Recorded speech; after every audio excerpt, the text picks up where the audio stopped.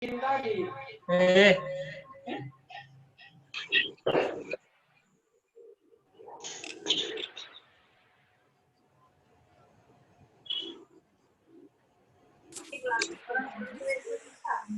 Tuh, naruh buah tuh jam itu. Ini biadab gigi nih habis nih.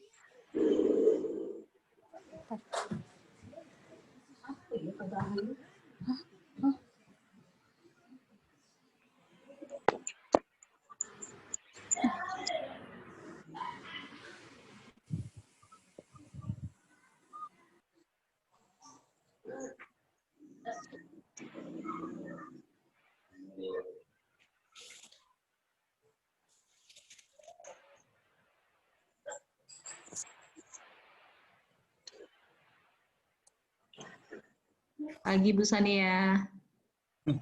Mana ada pesannya? Ada Pak, ada Gimana? ikut tuh Pak. Pagi.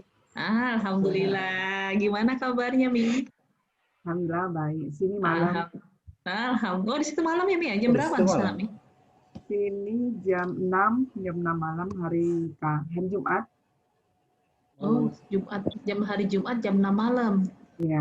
6 sore lah.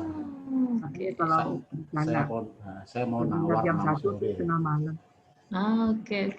Sehat ya Mi? Alhamdulillah sehat. Gimana Mas Slamet? Alhamdulillah. Saya tawar kalau 6 sore atau di situ memang 6 itu malam ya. Ya malam, udah malam. Oh iya Kak. Udah Isya. Oh iya. Habis Mami itu pasang gambarnya itu terang-terang gitu. Mana lah percaya kalau malam Mi? Iya, itu kan terang kamar. Jadi nampaknya di Amerika itu lebih enak daripada di tempat kita nampaknya. Bahasa Inggris.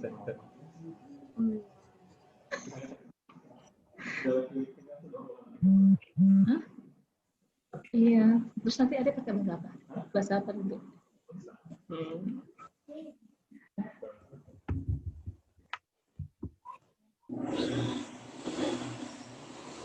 Pagi Pak Revi, ada Pak Revi nih. Ya, biasanya begitu. Pak Fendi belum join, kalau ada kan disebut nih. Fendi ada nggak? Ada. Nah, ini jam 9 bilang Bang Ali ya?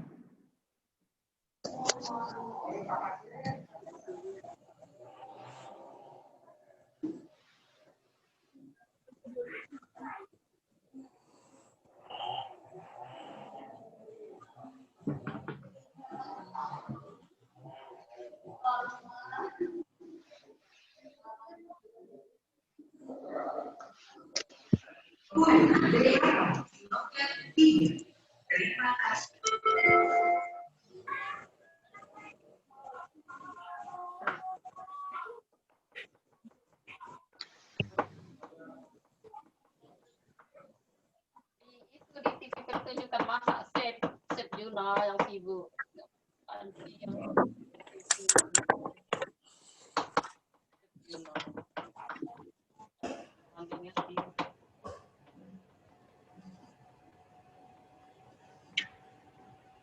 Coba tanya si Anu.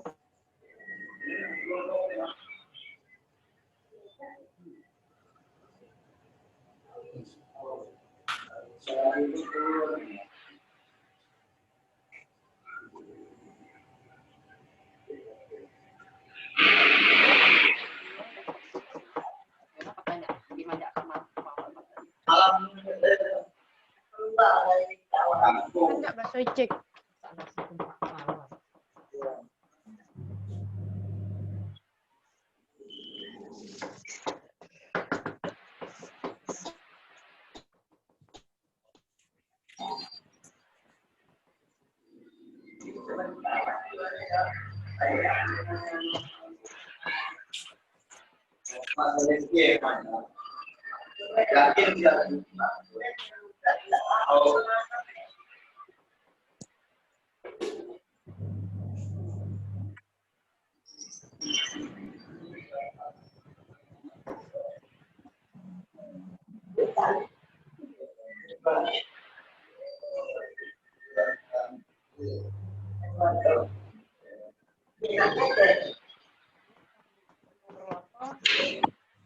Good morning,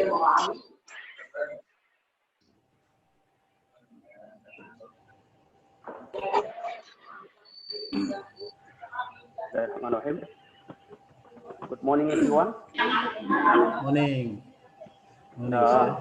It's my great pleasure to welcome all of you to our international webinar with the theme Global Agriculture in Pandemic Era, Opportunities and Challenges. My name is Muhammad Ali. I'm the head of International Office of Pontianak State Polytechnic. I'm going to be your moderator for today's international webinar, which is organized by Plantation Crop Farming Program of Agricultural Technology Department of Pontianak State Polytechnic, in collaboration with Don Mariano Marcos Memorial State University, Philippines, and Tarlac Agricultural University, Philippines. We feel highly flattered to have such profile speakers from 5 different institutions from Indonesia and Philippines from this webinar. Also, together with us now are the Vice Director for Academic Affairs of Pontianak State Polytechnic, Mr. Selamat Tarno, and the Head of Agricultural Department of Pontianak State Polytechnic, Ms. Lady Powandani. The Director of Pontianak State Polytechnic scheduled to attend this webinar, but he sent his sincere apology for not being able to join us this morning because he has another activity, official activity, he couldn't avoid. But his Vice Director here, Mr. Selamat, will be the representative of him. First of all, I'd like to greet all of them. Good morning, Mr. Selamat Tarno. Good morning, and thank you for joining us, Mr. Selamat. Good morning, sir. Good morning, Ms. Lady Powandani. Thank you for joining us. Good morning, Professor Dr. Ahmad Priyat Mojo. Morning, sir. Yeah, thank you for joining us, Prof. Good morning, Professor Dr. Marina Ramos Tabado.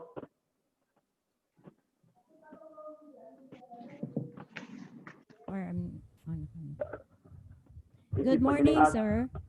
Yeah, good morning. It's nice to see you here, Professor Tabado. Yes, same here. I'm happy to see everyone. Yeah, we are too. We are really delighted to see you here, and we are looking forward for having your interesting presentation later. And Yes, good thank morning, you. Good morning, Dr. Eddie Hartolistioso. Very good morning and warm welcome, warm greeting from Bogor. Okay, thank you very much for joining us, Doctor. Thank you. And good morning, Mr. Jaini Fahrudin. Good morning, Mr. Thank you for joining us today. Yeah, and welcome. Last but not the least, good morning, Mr. Junan John Carlo Duki from Tarlac Agricultural University.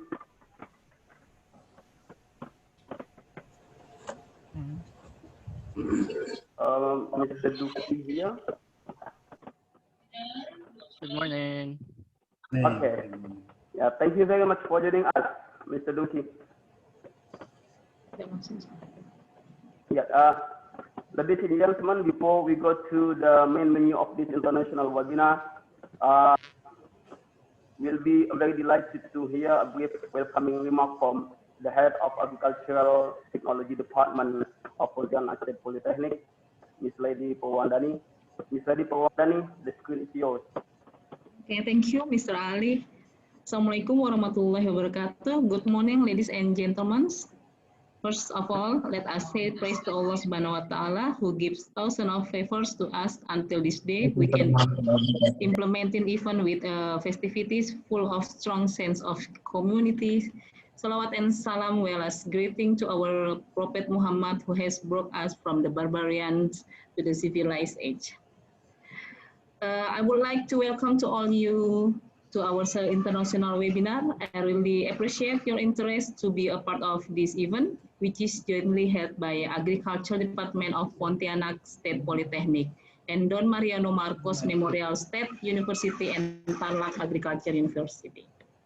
Dear our Vice Director for Academic Affairs, Polytechnic State of Pontianak, Mr. Slamet Tarno, welcome. Dear our Head Plantation Crop Farming Program, Mr. Jenny Fahrudin, our Head Management Plantation, Mr. Levi Cesario, and for all speakers today, Mr. Ahmadi Priyatmojo from Gadjah Mada University, Madam Marina Ramos Sabado from DMMSU Philippines, Mr. Eddie Hartulistioso from IPB University, our speaker from Pontianak State Polytechnic, Mr. Jenny Fahrudin, and the last, Mr. Junan Konmarlo from Tarlac Agriculture University. Thank you for your taking time out of your busy schedule to attend of these events. And also wish to thank to committee who has organized this wonderful event. I am especially honored to welcome to the participant of international webinar that coming from Sumatra, Borneo, Java, Sulawesi, and Philippines. This event can be done to the support and effort of all concerned. Therefore, I say thanks to you, to all the organizers who have worked hard to carry out this activity. Thank you also face off to our directorate that has support of the implementation of this event. Let me introduce myself. My name is Lady Purwandani. I'm head of Agriculture Technology Department. I would like to say to our privilege and pleasure to have the great event held in our campus. Agriculture Technology Department is one of engineering department in Polnep. We have 3 programs: processing technology of plantation products, plantation management, and plantation crop farming. I hope that through this webinar, we all can get information and learn about opportunity and challenges, especially in agriculture sector that cause effect of pandemic by COVID-19. So say greeting from me. However, before I end my forward, I'm asked for Mr. Vice Director 1, Mr. Slamet Tarno, after this show is to open office officially. Finally, I apologize of my forward of there is less acceptable or have forgotten. I wish all of you great and successful webinar. Assalamualaikum warahmatullahi wabarakatuh. Welcome to our webinar. Let's join us. Thank you. Thank you very much, Ms. Purwandani, for the remark. Next, we will hear a welcoming remark from the Vice Director of Academic Affairs of Pontianak State Polytechnic. Please welcome Mr. Slamet Tarno.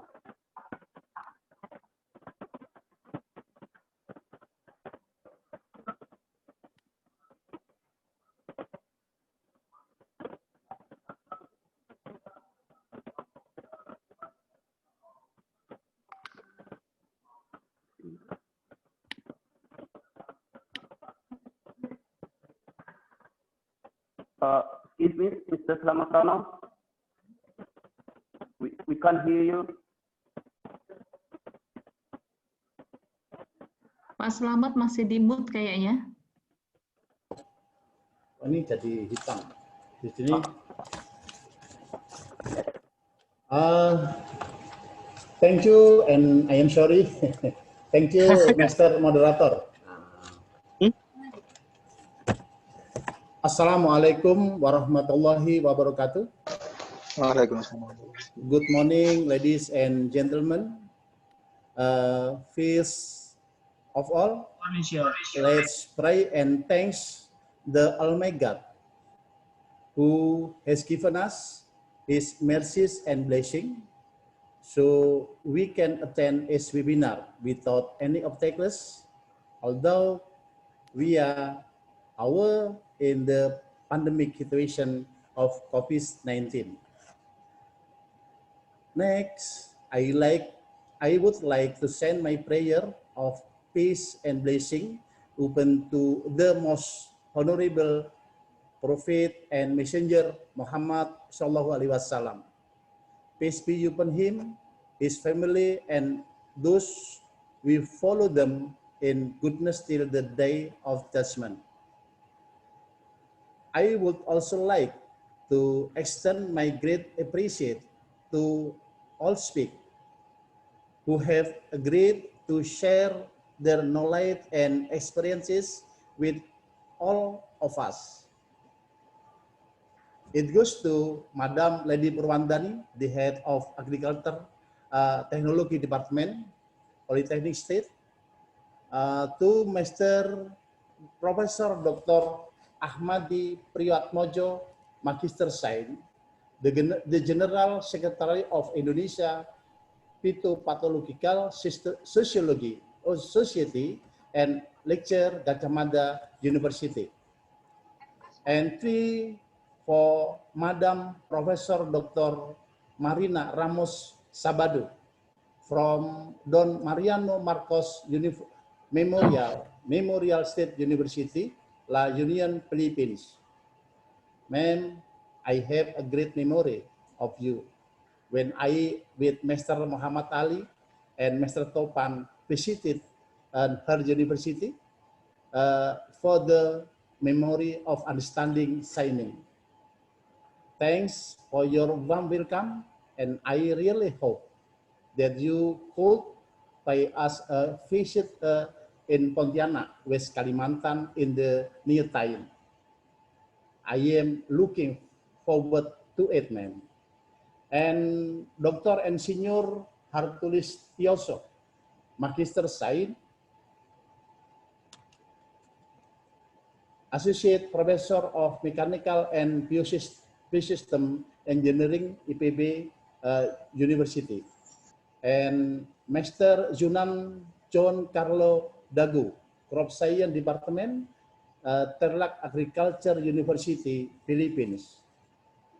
So Master Zaini Fakrudin, Magister Sains, Head Plantation Crop Farming Program, Agriculture Technology Department, Pontianak State Polytechnic.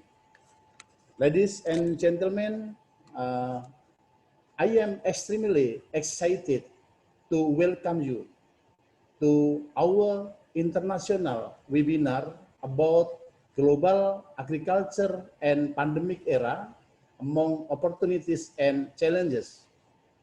I believe that this theme is quite interesting and entirely suitable for the current situation. I hope this webinar will be able to expand our horizon about the importance of agriculture as the backbone and driving force for many nations, include Indonesia in my country. As we know that more than 65% of Indonesian population is depend on agriculture. We extremely proud of the fact, as George Washington once said, if agriculture is the most helpful, most useful, and most noble employment of the human. And I also hope this webinar will be stepping stone for other mutual collaboration in the future between Polytechnic State and our international partners, especially TMMSU and TEU. I think that's all from me. Thank you for your kind attention. Have a great webinar.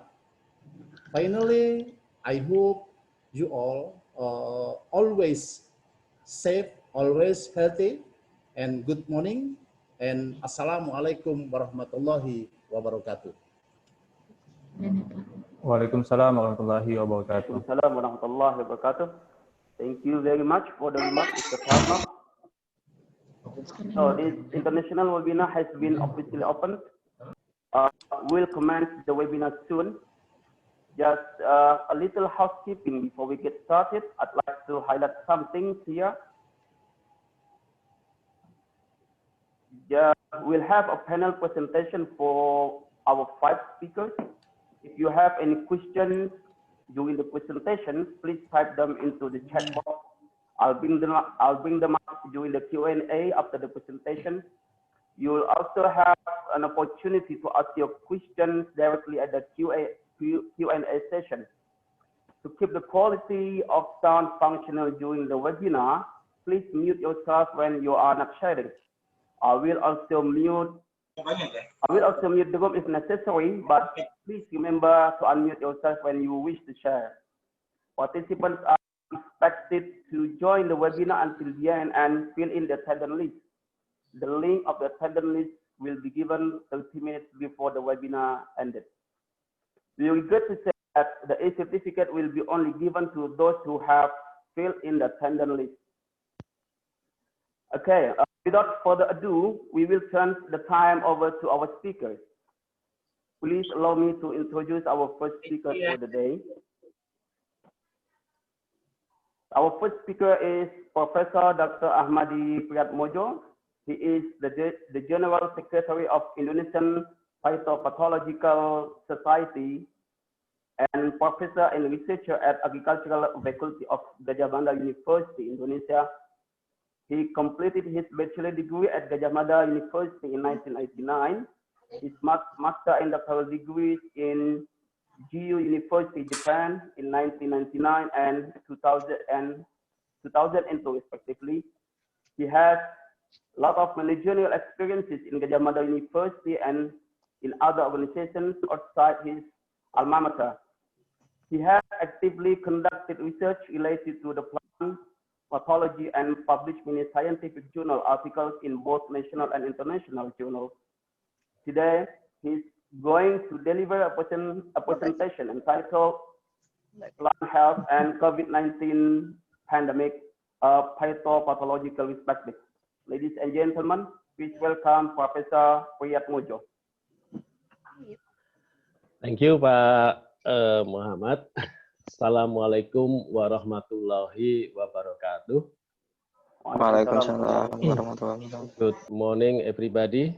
First of all, I would like to express my gratitude to the Director of Polytechnic Negeri Pontianak and the organizing committee for inviting me as speakers today in the exciting seminar. And also I would like to thank to all of you that attend this seminar today. I will share my presentation.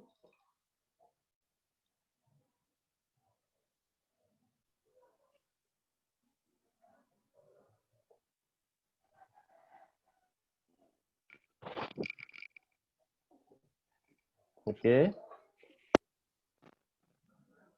So my title is a Plant Health and COVID-19 Pandemic, a Phytopathological Perspective.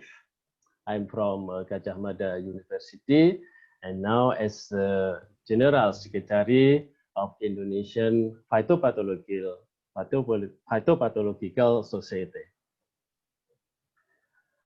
And in this presentation, I will divide into 4 sections. First, we will discuss about plant health, and second, about the COVID-19 pandemic and its impacts. Third is alternative solution for food security, and the fourth is plant disease management. Okay, ladies and gentlemen, this is the quote from the Native American proverb: we do not inherit the earth from our ancestors, we borrow it from our children. So in every work that we do, we have to remember this, because our earth is, we borrow it from our children. And the second is, the best among you are those who bring greatest benefits to many others. This is the hadith. Okay. For the plant health, 2020, this year, the United Nations General Assembly declared as the International Years of Plant Health. Yeah, this is for the plant. Unfortunately, in this year also, we facing with the COVID-19 pandemic, yeah.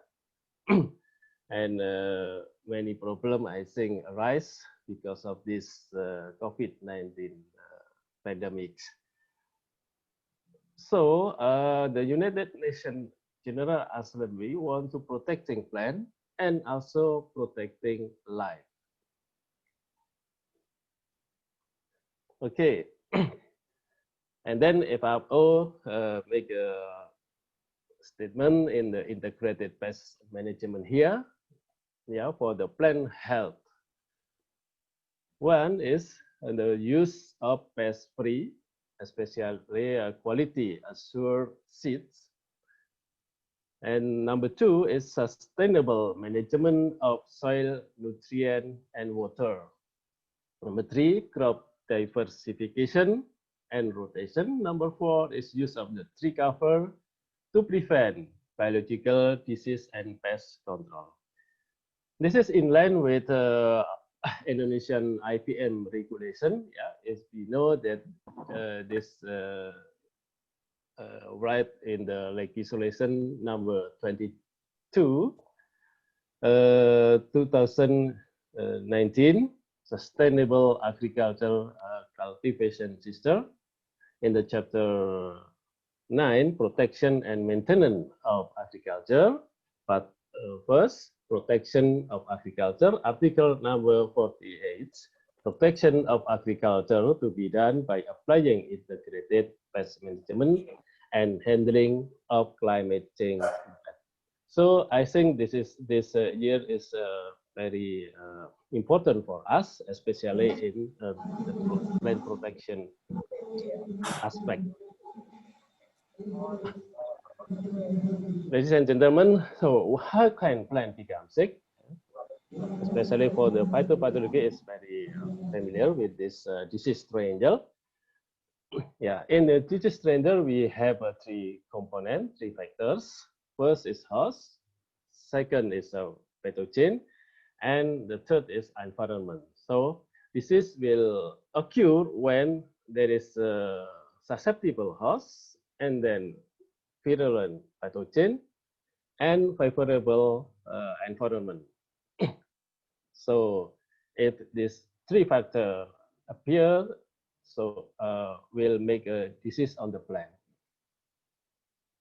This is an example of the plant disease, yeah, seed blight, blight on the rice, and then the rust disease on the maize, rust disease on the peanuts, yeah, Fusarium wilt on the banana, and then Sigatoka on the banana, and anthracnose on the papaya, leaf rust disease on coffee, and pot rot on the cacao. So there are many diseases caused by fungi, viruses, or bacteria, yeah, as well as on by abiotic pathogens such as temperature, high temperature, etc. And then it is estimated that the pests and pathogen destroy between 10% for the pest and 40% for the pathogen of food production globally. It's very huge number, I think. So that's why it is very important, yeah, to control pests and diseases. This is the example below this in the many crops.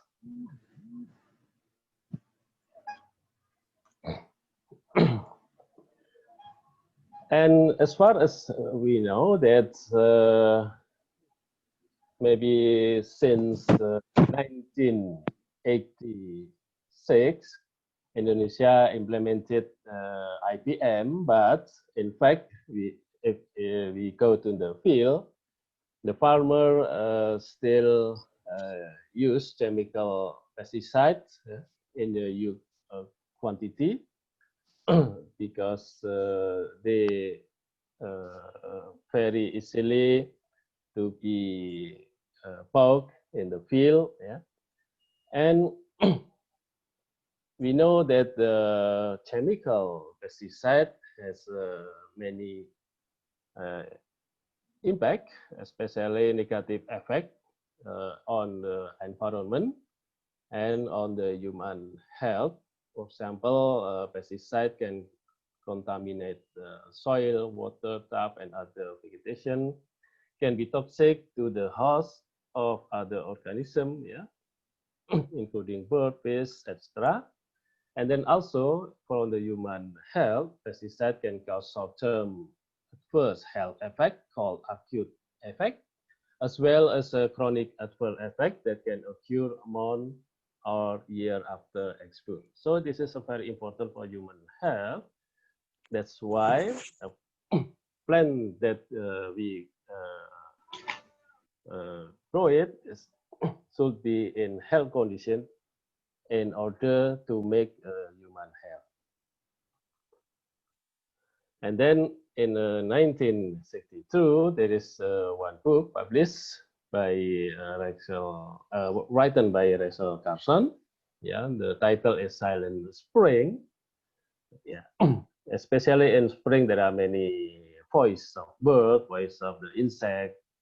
But at the time, Rachel Carson feel that there's no sound of this insect, bird, something like that. So why? Because the use of a chemical pesticide that destroy pests and as well as destroy the non-target living organism.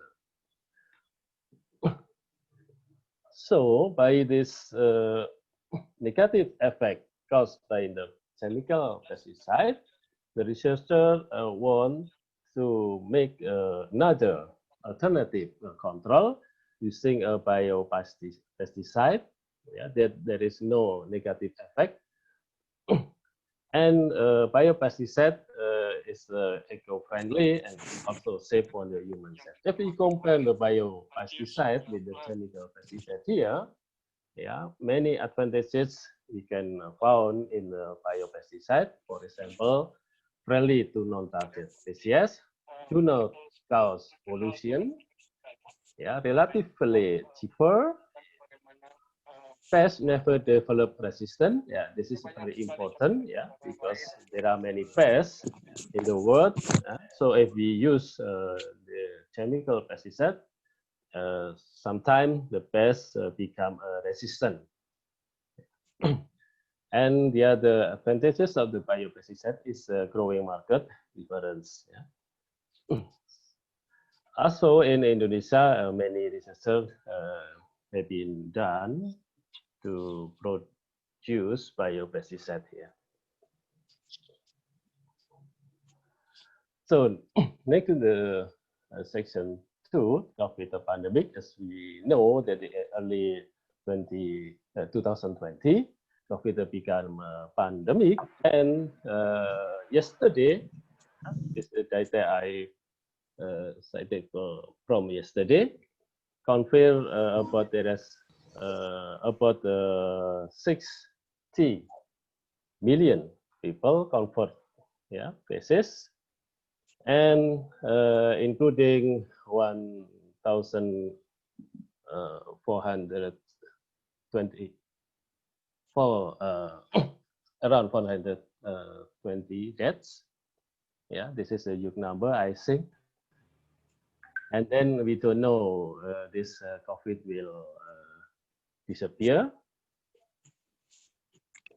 And impact of the COVID in disease, impact of COVID-19 disease on agriculture, they will have an effect on the agricultural production due to the lack of labor and the supply of input, and then food supply due to the pandemic protocol and provision, yeah, social distance, border closure, etc.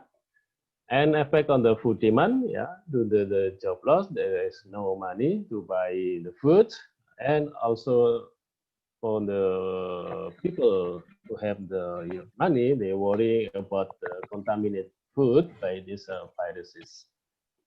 And then in the food security, yeah, because due to the lack of food stock,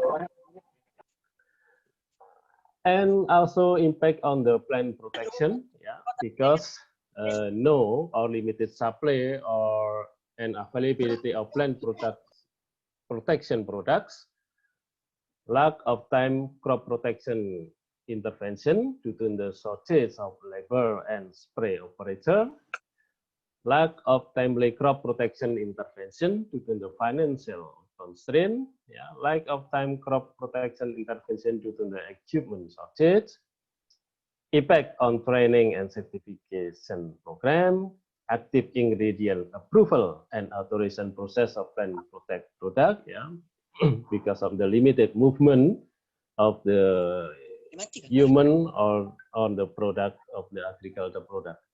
Delay in the research activity at public university and institute. Yeah, some of the university now still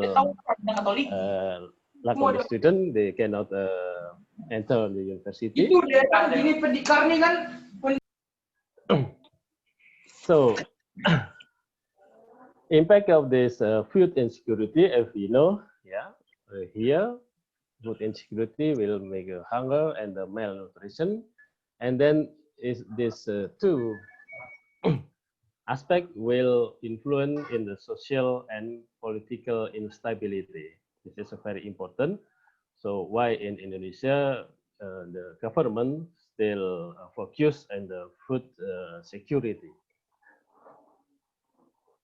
This is the history of due to the food insecurity, yeah, since the century 17th century in the many countries. This is also the example of the history of riot due to the food insecurity. Yeah.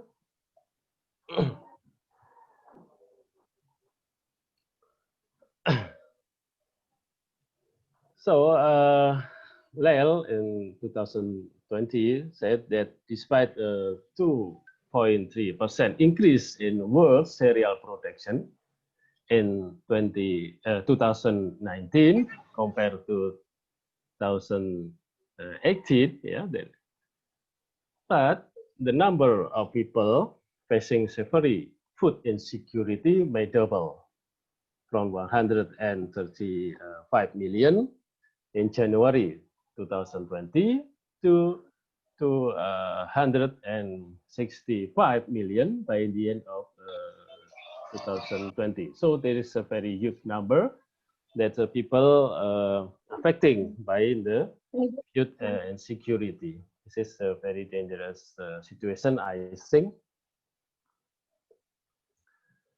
So by this condition, many people make or want to find the alternative solution, yeah, and some of them find maybe the two for the alternative solution. First is a home gardening, and the second is urban farming. So this is the picture that I want to show for this home gardening. So you know, in the picture, this is me. I'm also, yeah, applying the home gardening. This is the eggplant, and this is urban farming, yeah, in the rock tooth, and also by using the pipe here, yeah, hydroponic. And at that time, also International Plant Protection Convention Secretariat make a message that there is a 7 message here that I think is very important. Yeah, the first is preventing is always better than cure, and then international trade, travel and trade, yeah, viruses do not bring passport to cross-border, but plant and other regulated goods require phytosanitary certificate. What are the risks for infection? Inspecting code segment to certify export or verify import requirement are met. What happens if a phytosanitary certificate for consignment is delayed? This is, I think, there is a problem if there is a delay in the phytosanitary certificate. Protection plan health is essential for food security, particularly in emergency situation, pest outbreak and economic losses. Pay a little now or pay a lot more later. Yeah, this is maybe correlated with the early warning system. The number 7 is health is good global issue, the crucial role of the international community. So it is very important to make a collaboration for the many institutions and many organizations, especially how to make a plan health.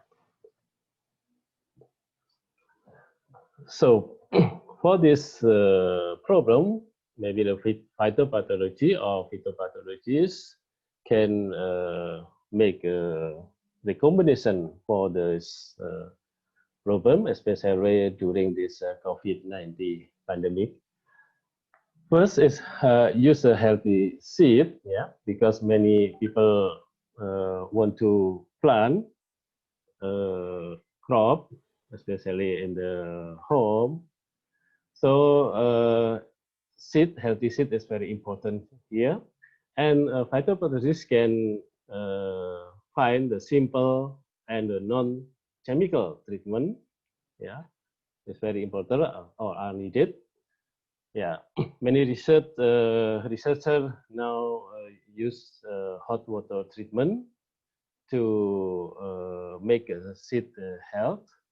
Yeah, to make the seed there is no organism contaminated in the seed. So this water hot treatment is very simple, and everyone can applying this treatment. And the second is apply biological control technique, yeah, especially using a biological control agent or natural pesticide. Yeah. In our country, we have many diverse microorganisms, so we can find many of biological control agents from the fungi, viruses, or bacteria also. And we have many plants that we can use as a natural pesticide. And the third is apply mechanical and physical technique, yeah, because in the home gardening, maybe it's not use large land, so we can apply this mechanical or physics. For example, by using soil solarization, wrapping the pests, remove pests, etc. And the fourth is apply a biological control technique. Sorry, this is redundant with the previously. So, at the last presentation, I would like to show this slide, especially for habitat management, how to make the pests in the low population, yeah, by making the habitat suitable for the biological control agent to grow. So by, for example, polyculture system, rotation using cover crop, yeah, usually this will make increasing in the natural enemy, and the population of the pest will low. If we compare with this cultural practices here in below here, with the conventional tillage, total with move, monoculture, chemical fertilizer, and use pesticide, usually the decrease in the natural enemies, yeah, species diversity. So it will be make a pest increase. So I think this is a very important aspect, yeah, about the habitat management. Okay, that's all my presentation. Thank you very much for your attention. Assalamualaikum warahmatullahi wabarakatuh. Good morning.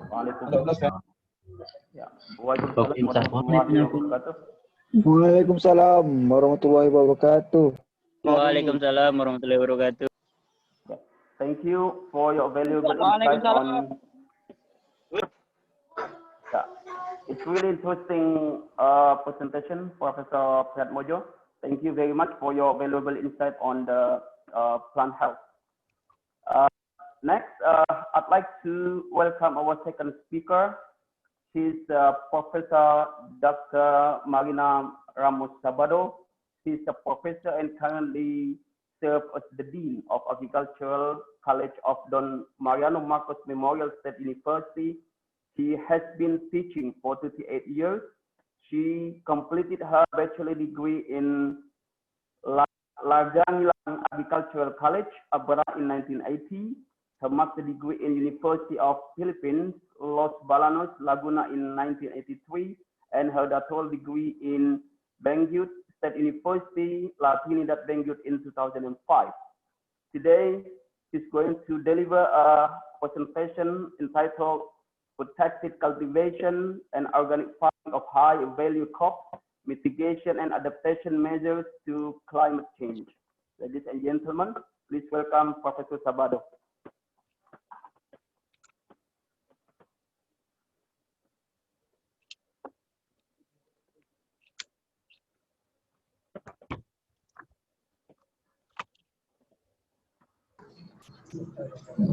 Good morning from the Philippines.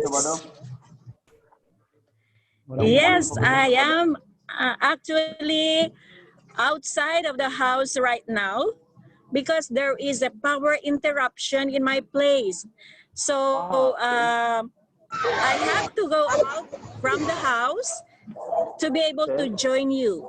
I hope you can hear me. Yeah. Can you hear me? Yes, yes. Okay. We can hear you clearly, Professor Sabado. Yes. Thank you. Despite the recent typhoon in the Philippines that devastated parts of the country, we are well, and I am, yes, I am happy to share our research output. It's a part of a program with 3 projects. I'm sorry, I'm not able to share now. How do I share? Oh, I want to share the screen, please. Can I share the screen, sir? Yes. Mohammed? Yes, please. You can do it. You can do it, Professor Sabado. Host disabled participant. It's saying here, I am disabled and not able to screen share. How is it? Wait a minute.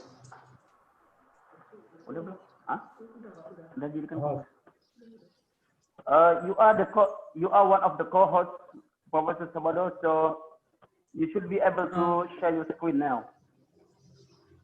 Yes. Yeah, James Federal. Please give it a try. Okay, well, just do the sharing of the screen. Okay.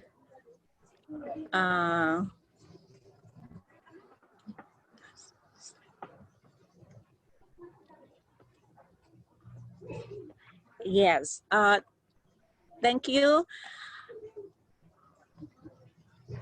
So the project is entitled Protected Cultivation and Organic Farming of High-Value Crops, Mitigation and Adaptation Measures to Climate Change.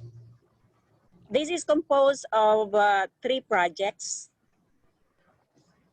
And right now, what I will be sharing to you is part of a project on off-season and on-season organic high-value crops research and development under greenhouse conditions, but actually we have open field conditions, and that the present one on season production of tomatoes using organic fertilizers under open field conditions is what I'm going to share to you. If you will look at the other studies, these are 4 studies under this project. We also have on-season production of tomatoes using organic fertilizers under greenhouse conditions. Also, off-season production of different sweet pepper varieties under greenhouse and open field condition. And lastly, the effect of different pruning levels on the growth and yield of muskmelon under off-season production trial.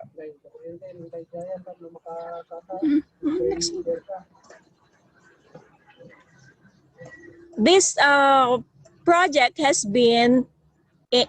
aimed to provide the practitioners as well as the other agriculturist students and farmers to be able to be acquainted and equipped with the technology on off-season and on-season vegetable production. As we all know, greenhouse production provides farmers or growers with the ability to achieve significantly higher yields in open field production. Although this would cost higher in terms of the cost of establishing the greenhouse and the rain shelters. Likewise, for open field cultivations, these promote higher harvest with less cost in time and cost of production and maintenance of facilities and equipment. And with the technology on greenhouse growing or greenhouse production gaining popularity due to economic importance in relation to health programs and health consciousness among consumers.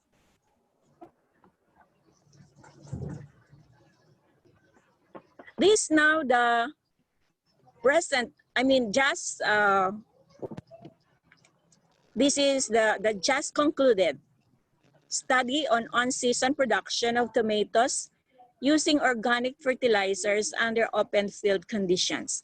And the study was laid out in a split plot design with variety as the main plot and the different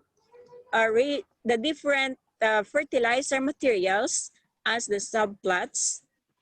And initially, the results showed that the 2 cherry tomatoes, which are Amber and Dalagita varieties, had grown taller than the 2 large-fruited ones. And that the varieties were found to have comparable yield per plant measured in terms of the average weight of fruit.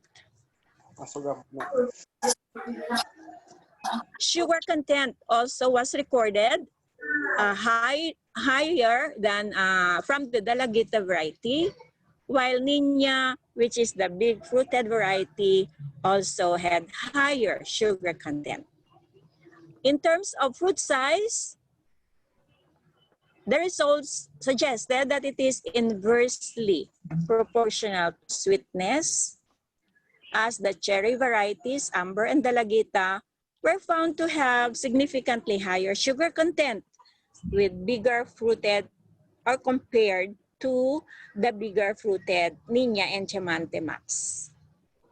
For shelf life, the Niña variety applied with sargassum tea, composted animal manure tea or EMAS,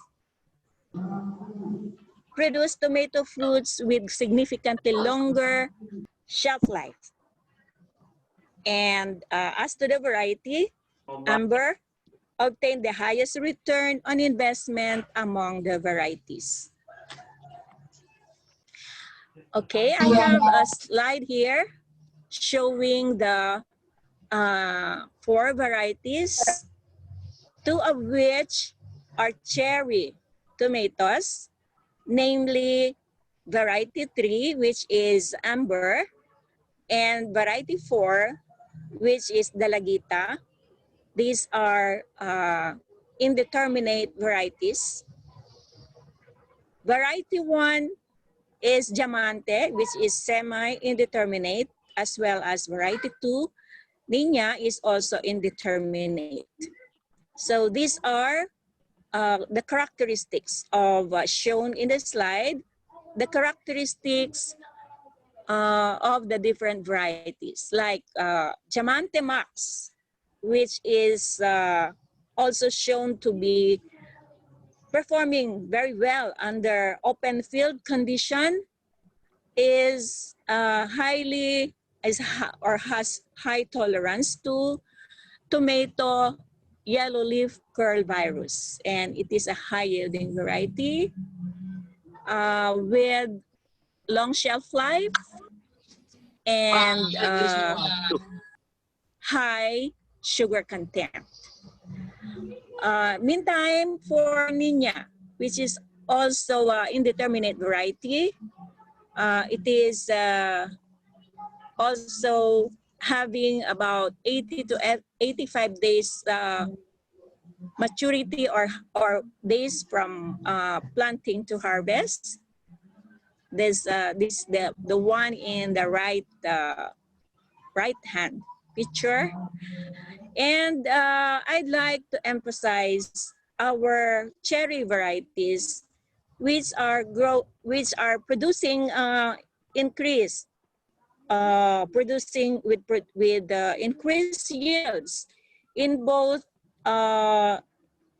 open field conditions as well as greenhouse conditions. These are Amber and Dalagita varieties, and relatively having higher sugar content with 7.54%, or in bricks 7.81% sugar content.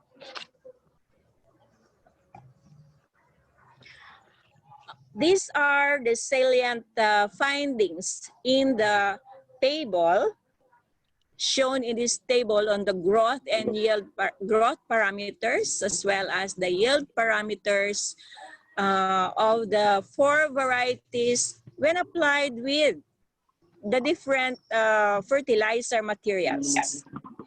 If you will notice here, in terms of plant height, sugar content, and diameter of fruits, these are significantly different with each other, with Amber and Dalagita having increased, or which recorded the higher performances, as I mentioned a while back.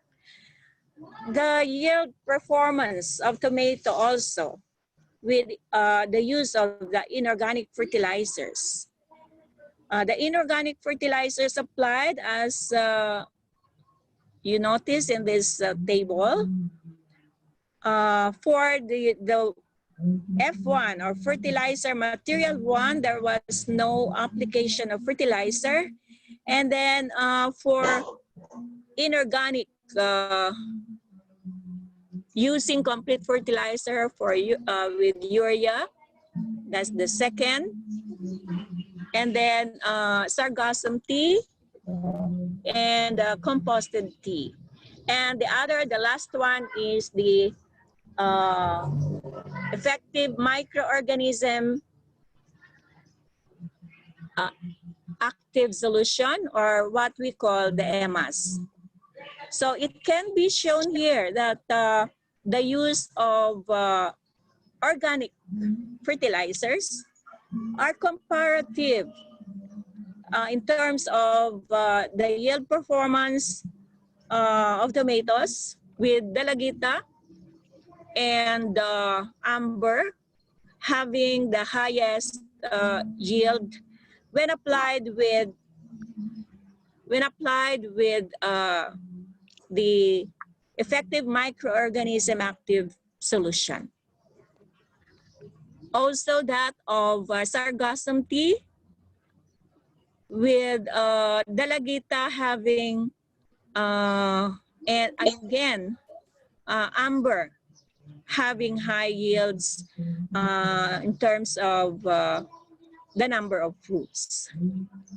As to shelf life, again, it was Amber, Nina, Nina and Amber with highest shelf life.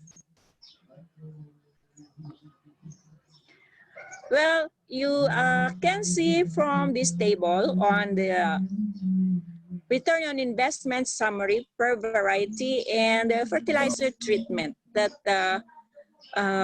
here are the following conclusions drawn from the table as well as from the earlier tables. Now, I'm presenting to you the conclusions derived from the study on this on-season production. Please take note that this is the latest result that we have this year, and these are the following conclusions.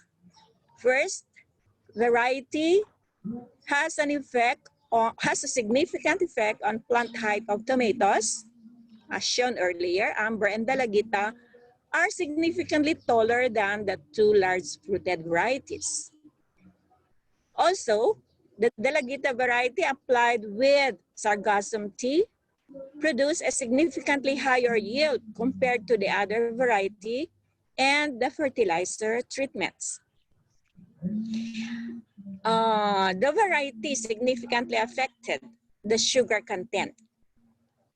As shown earlier in the data presented, for Dalagita, it registered the highest sugar content and was found to be significantly sweeter than the Amber variety. Now I am comparing the two cherry varieties because of course we should not be comparing a large fruited variety to a cherry variety.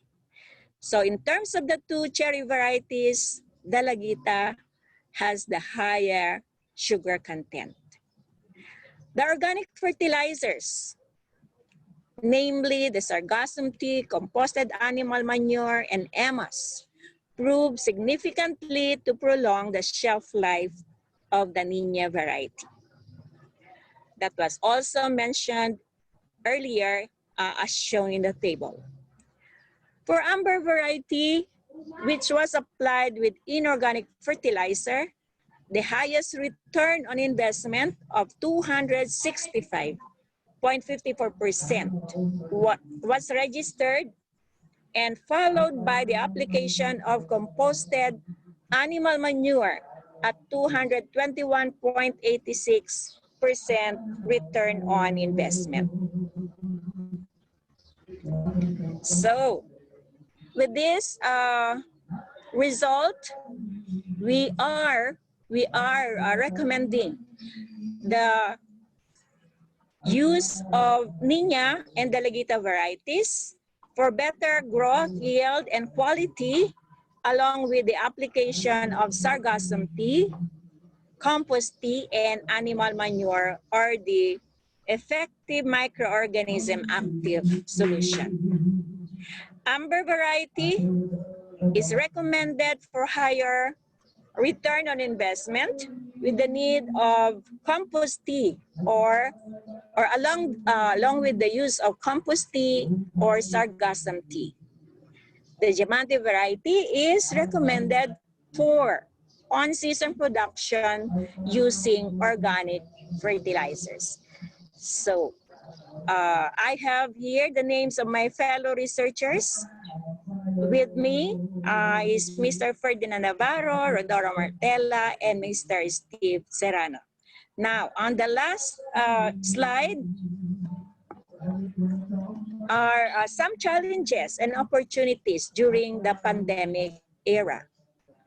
For the opportunities, we have shown that protected cultivation, such as the use of rain shelters and greenhouses, allowed the continuous production of vegetables during off-season as well as on-season, during the off-season as well as on-season, to supply the needs of the family during this and the population during the pandemic era. However, there are challenges that we need to cope with, such as the cost of putting up the greenhouse due to due to a structure that is needed and the cost of putting up such a structure. This poses a great challenge to our vegetable growers. And so during on-season production, it is recommended that intensified production of vegetables in open field using organic fertilizers and botanical pesticides is highly recommended. So with this, I'd like to thank you very much. And I'd like to thank you, our partner in Pontianak University, Polytechnic State University, for giving me the opportunity to share this research output, which is actually very appropriate in during these times of climate change, as shown by the calamities that have come to our to the different parts of the world. So, thank you and stay safe. Thank you very much. Thank you very much, Professor Sabado. Thank you for sharing your research. Thank you for your remarkable insight on the protected cultivation and organic farming of high-value crops. Thank you very much again, Professor Sabado. Next, please allow me to introduce our third speaker. Our third speaker is Dr. Eddie Hartulistioso. He is currently the Associate Professor at the Department of Mechanical and Biosystem Engineering, ITB University. He has been appointed as the head of the Division of Renewable Energy Engineering at the Department of Mechanical and Biosystem Engineering, ITB University, since May 2018. Before his appointment as director in ITB, he served as the agricultural attaché at the Embassy of the Republic of Indonesia to the Kingdom of Belgium and Grand Duchy of Luxembourg and the European Union in Brussels, Belgium for 4 years, starting from December 2007 until December 2011. He completed his bachelor's degree in agricultural engineering in ITB University in 1987. He completed his bachelor's degree. He completed both his master and PhD degrees. Institute of Agricultural Engineering, George August University of Göttingen in Germany in 1994 and 1999. Specifically, his research interest is on the area of renewable energy, engineering and technology, energy analysis, and application of microwave energy in food and agricultural product processing. Today, he will be sharing with us his expert opinion on the role of technology innovations in sustainable food production. Dr. Hartulistioso, the screen is yours. Thank you, moderator. Thank you and good morning, everybody. from Bogor Agriculture University. University. First of all, I would like to thanks to the director of Pontianak State Polytechnic, and today represented by Dr. Pak Selamat Karno, Vice Director for Academic Affairs. And also thanks also Ibu Lady, Head of Agriculture Technology Department, Pontianak State University, for inviting me to share in this very important webinar. And also good morning, all speakers and distinguished participants of the seminar. Well, my presentation is rather a broad view or insights I extracted from some reference related to the topic, opportunity and challenge of global agriculture in pandemic era. Let me share the presentation. It's already on the screen. Yes, I see it. It's okay. Okay. You can see. Okay, my presentation topic is about the role of technology innovation in sustainable food production. I am Edi Hartudistioso from the Department of Mechanical and Biosystem Engineering, IPB University. So I represent also Indonesian Society of Agriculture Engineers, Bogor chapter. I am the head of the society. And my presentation will be first about the brief overview on world food situation. I think actually some of the points already mentioned by the previous presenter. And then I would like to talk about COVID-19 pandemic impact on food production. Well, it's also already some point already mentioned by the previous presenter, and the role of technology innovation, and then closing remark. Okay, as we know, by 2050, after high-level expert forum in FAO, the world's population will reach almost 10 billion. Again, 10 billions means that 33% higher, up from 7.6 billion as of October 2017. It means that, of course, we need more food, even more than 50% compared to the 2015 agriculture output. Well, it's not only food demand, we have to produce food which is secure, safe, and also sustainable. But we have challenge, of course, We have to combat poverty and hunger, still exist in several corners in the world. Scarce natural resources, also 25% of the farmland is already rated as highly degraded.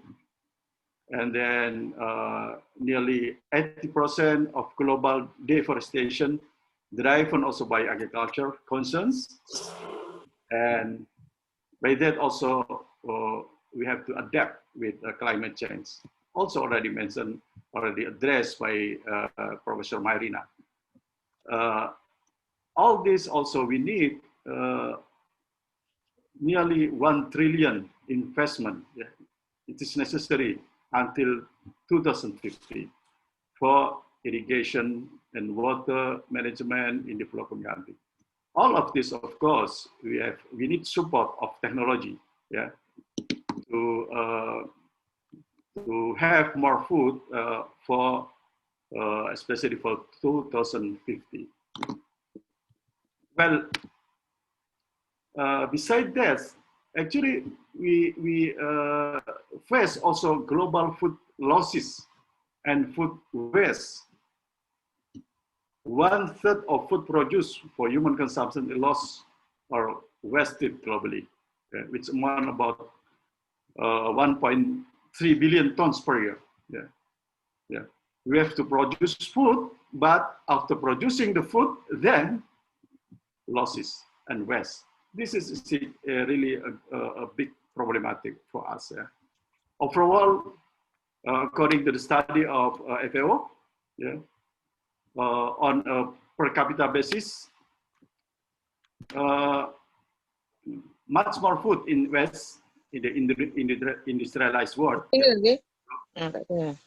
And about 95 to 115 kilogram per year. Whereas in the developing countries, only 6 to 11 kilogram per year. Yeah.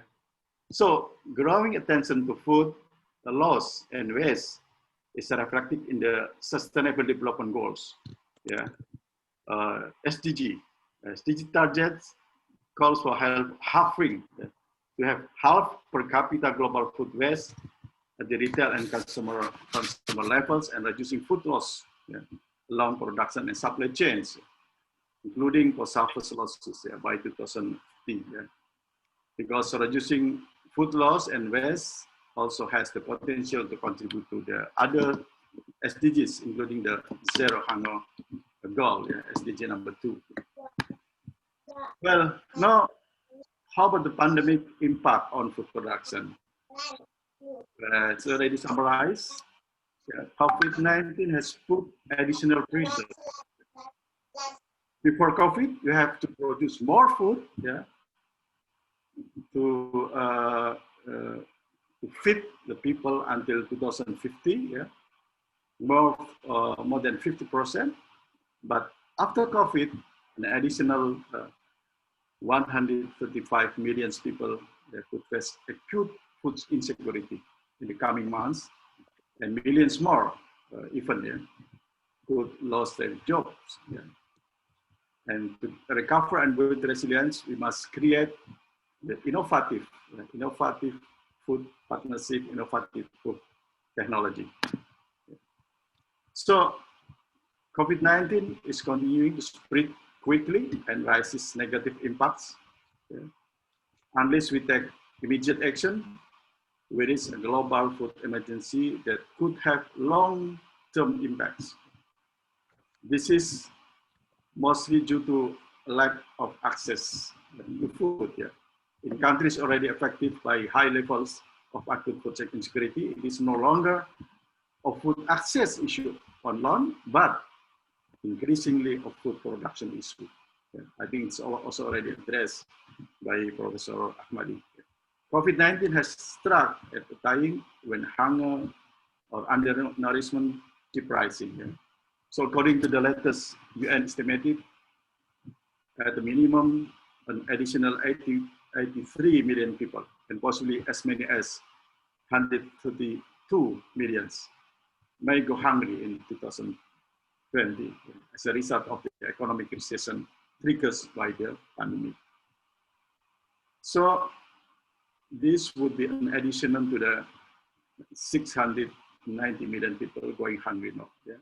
At the same time, 135 million people suffer, yeah, from acute food insecurity, the need of urgent humanitarian assistance.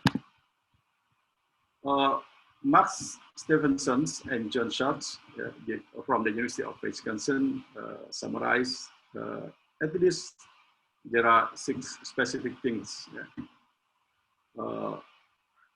regarding the pandemic. First, markets and farm prices. Yeah. So recommendation for social distancing, reduce travel, avoiding crowds, close doors, and other protective practices to slow the spread of COVID. Consumers will be making tough, yeah, choice about food, eating away from home, and overall spending. Supply chains also slowdowns and shortages, yeah, as logistics also disrupt, yeah, and efforts proceed to slow the spread of the virus. Multiple connected industry sectors are already being impacted. Farmers' health, of course, yeah, the health of the farmers, yeah. Farmers are relatively older population, as compared to the general worker population who are mostly vulnerable to COVID-19. Yeah. So the average age of farm operators be almost 58, but at least a full 10 years older than workers in most other sectors. And then the farm workforce, yeah. Because some workers, even if the infection rate stays low, yeah, it is highly likely that workers will need to be out of work, particularly with school closures, workers who need to stay home to care for sick or elderly family members, and so on and so on. And then worker safety, personal protective equipment is also vital for operating a farm safely and keeping workers and animals healthy. There is shortage of personal protective equipment and other disruption, of course. Yeah. And I want to mention all of this. So, well, of course, there is strategy from the, for example, from the World Bank Group to build food system that can feed everyone, everybody, everywhere, every day, improving food security, promoting nutrition, scientific agriculture, and improving food safety. And even the financing in food system, yeah, more than the previous. Yeah. Achieving zero hunger, yeah, and eradicating malnutrition by 2050, yeah, mandated by Sustainable Development Goal. Is also a program from World Food Programs, and there embraces innovation. This is not only limited to adopting novel technologies, but also including foreign ways of producing food. Okay, so the world has to produce 50 to 30% more food by 2050, using less energy, fertilizer, pesticide, while lowering levels of greenhouse gas effects in coping with climate change. All technologies must be maximized, and new ones generated. So future agriculture will use sophisticated technologies such as robotic, temperature and moisture sensor, aerial images, GPS technology, and tools of view. These advances will let business to be more profitable, efficient, safer, and of course, environmentally friendly. And then also,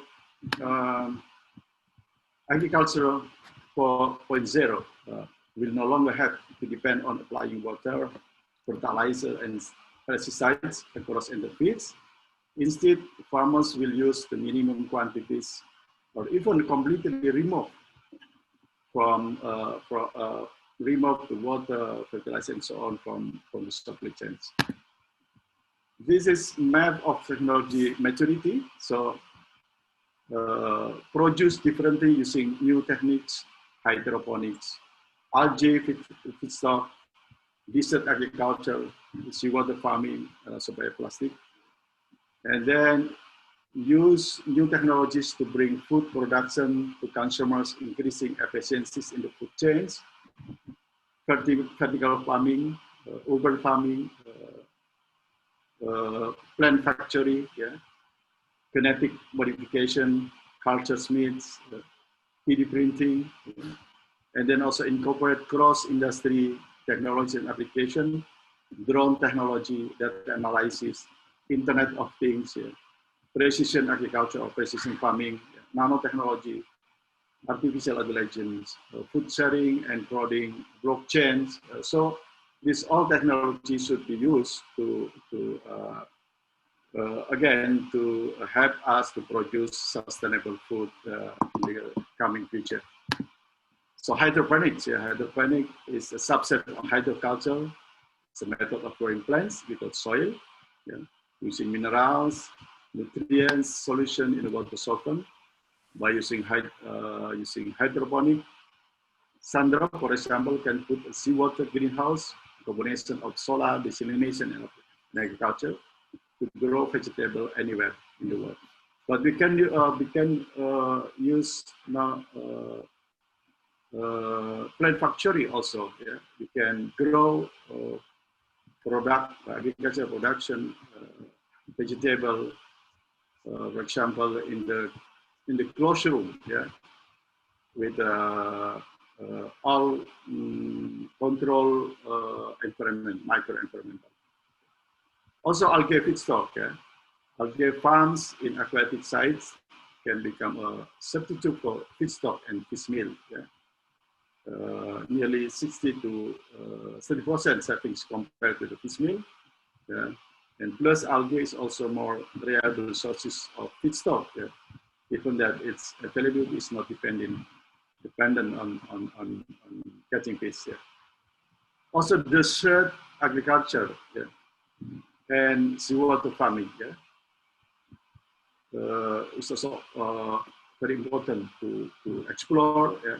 Most of the world's surface is covered in water in the form of oceans, and also approximately 29% of the surface is remaining as land mass, yeah. And 1/3 consists of desert in all of type. And it's actually already cultivated, for example, in Saudi Arabia.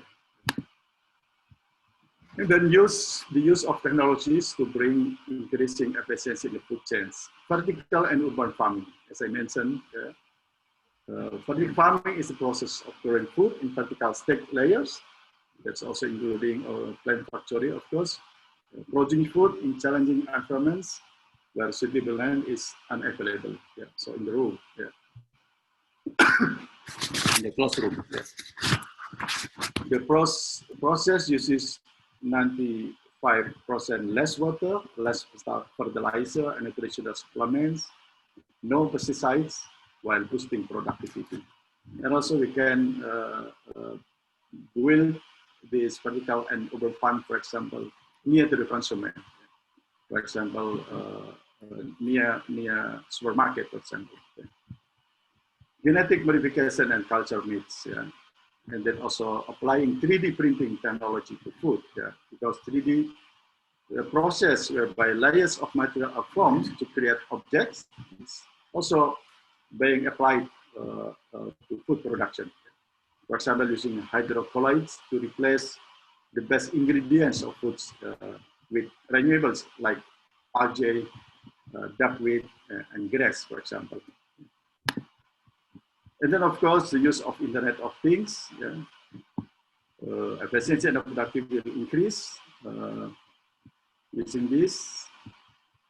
Drone technology, drone technology is giving agriculture a high technology makeover, applying in soil and field analysis, planting, crop spraying, crop monitoring, irrigation, and health assessment. Blockchain, securing agricultural value chains. Observasi wawancara dengan narasumber dan in our webinar. Dalam konteks penelitian hukum adalah data yang teroleh dari indikator. Maybe. Okay, Pak Moderator. Continue. Okay. Yep. Okay. Blockchain and securing the agricultural value chain. Blockchain, the distributed ledger technology behind Bitcoin and other cryptocurrencies, allows for high secure digital transaction and record keeping. Mainly used in virtual currencies, and it can also be applied to the types of transaction, including agriculture. And then, of course, nanotechnology. The new revolution will be precision agriculture driven by nanotechnology. So, nano-encapsulation production, fertilizer, or nano-encapsulated conventional fertilizer, pesticides, herbicide with release of nutrients and agrochemicals in slow and sustained manner. So resulting in precise dosage of the plants. So minimum impacts to the environment. Well, that is the opportunity that we have for using technology for the sustainable agriculture or sustainable food production or sustainable food security. Yeah. And I come to the closing remark. First, that globally, food supply has been actually aggregate and markets have been stable so far. This has been mentioned also. For example, global sales stocks are at comfortable levels, and the outlook for wheat and other major staple crops for 2020 is positive, as mentioned by Professor Ahmadi also. However, this eruption to the food supply chains remain situation vary, and there are still many unknowns. So the COVID-19 crisis threatens the food security and nutrition of millions of people, many of whom were already suffering. A large global food emergency is looming. In the longer term, we face possible disruption to the function of food system with several consequences for health and nutrition. So, technology innovation play important role to accelerate sustainable production of food. Of course, networking for better collaboration should be tightened to face the challenging situation in the future. Before I close my presentation, I would like to show you some pictures. So this is the plant factory, actually the closed growing system, which enables constant production of vegetable all year round. They use lighting, and the facility utilize artificial control of light, control of temperature, control of moisture, and carbon dioxide concentration. This is a picture of mini universities, IBB Universities mini plant factory. We use a kind of container as a mini plant factory. So welcome if you want to visit us and make research together to develop this mini plant factory. This is in our campus in Dermaga. Of course, agriculture drone helps optimize agriculture operation, increase crop production, and monitor crop growth. Sensor and digital imaging capabilities can give farmers a richer picture of their fields and gathering information for improving crop yields and farm efficiency. We also have this kind of drone with 16-liter capacity for research purposes. You're welcome also to collaborate with us to do the research. And this is also actually the student project, the Aurora robot for detecting oil palm to its maturity. So just an example to show you some project of IBB University that address to the IoT, address to the precision farming. And 3D printer can be applied also in food production using hydrocolloids to replace the base ingredient of foods with renewables like algae, dark fat, and grass. And blockchain in agriculture, there are some possibilities for using blockchains, for example, overseeing farm inventory, enhancing agri supply chains, and so on and so on. Thank you very much. I think that's all. Assalamualaikum warahmatullahi wabarakatuh. Waalaikumsalam warahmatullahi wabarakatuh. Thank you very much, Professor Hartulistioso. It's really interesting presentation. I found out a shocking fact that that you mentioned about 1/3 of food produced for human consumption is lost and wasted. It's really shocking fact. And also, as you mentioned, that there are about 135 million people could face acute food insecurity because of the pandemic situation.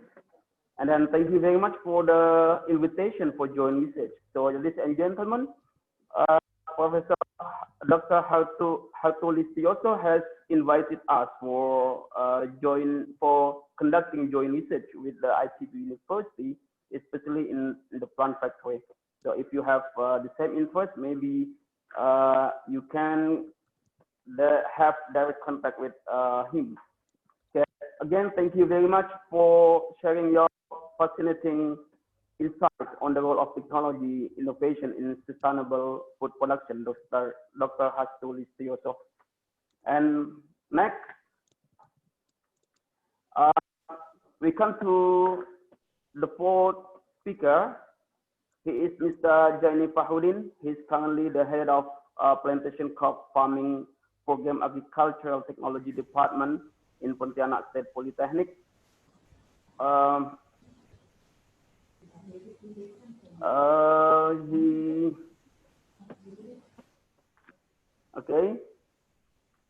He completed his diploma and bachelor degree in Tanjung Priok University in agronomy, and he completed his master degree in agro-industrial technology in ITB University, and he has published some publications related to the Trichoderma harzianum and particle column enhanced black pepper, and also about pit soil quality. So, ladies and gentlemen, please welcome Mr. Fahrudin. Okay, Assalamualaikum warahmatullahi wabarakatuh. Good morning.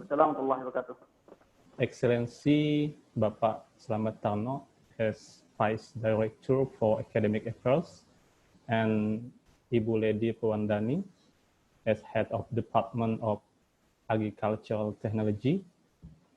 Also, all of the participants joining in this webinar.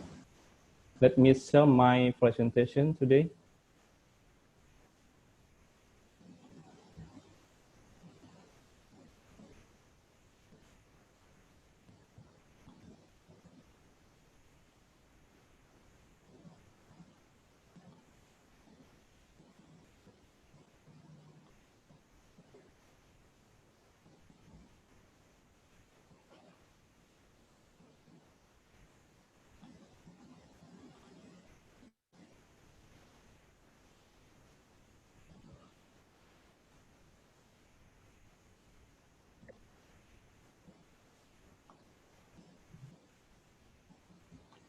Okay, in these good opportunities, ladies and gentlemen, I'd like to present a topic about the king of spices, farming model and lifting the farmers' economy in the pandemic era.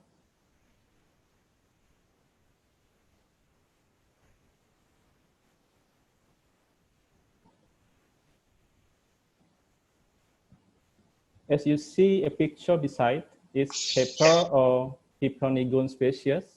Is known as the king of spices because of its strong aroma and is widely used in most cuisine around the world. So it's so beneficial for our health.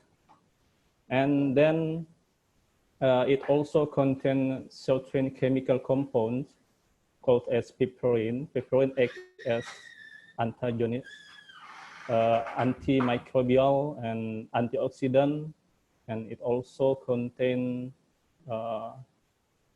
certain nutrient that is so useful for our health, and some vitamins like vitamin A, potassium, and other nutrients. And it also believed as it has ability to decrease the level of blood pressure, or for those who have got high blood pressure or hypertension, it's so beneficial for them. And it's recommended to them to consume this fruit. Okay, I go to the next point. The plantation is the highest contributor to GDP, gross domestic product, in the agricultural sector. It means that the plantation plays an important role for our economy, and Indonesia's agricultural trade balance shows a surplus value. Meanwhile, the trade in other Indonesian agricultural subsectors, such as food, horticulture, and livestock, is still in a deficit. We can conclude that the plantation is still our backbone of agricultural trade balance. So the effort should be carried out to increase the competitiveness of agricultural product. I try to identify there are some measures that we can conduct to increase this competitiveness, such as boost the productivity and the quantity of this paper, and how to expand the market share of paper is very essential for our economy. So the paper is one of the leading commodities because Indonesia is one of the main producers and exporters of paper in the world.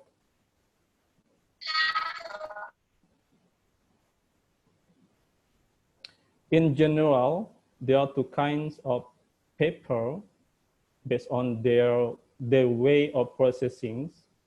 There are black pepper and white pepper. Black pepper is known as the Lampung black pepper in the world market because it's mostly produced in Lampung province, and white pepper is also mostly produced in Bangka Belitung Island. So the world market known as the Muntok white pepper. We know that Indonesia has two regions or two provinces that become the largest producer of paper. They are Lampung and Bangka Belitung Island province.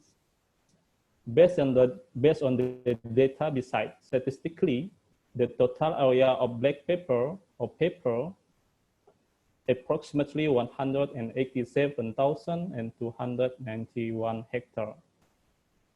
And smallholders still dominate the total area, reaching at 96%, and only 4% for private estate. Smallholders still cultivate their lands with plain technology or low technology and small processing, so it's still vulnerable against pest and disease attack. It's our homework how to increase the quality the paper.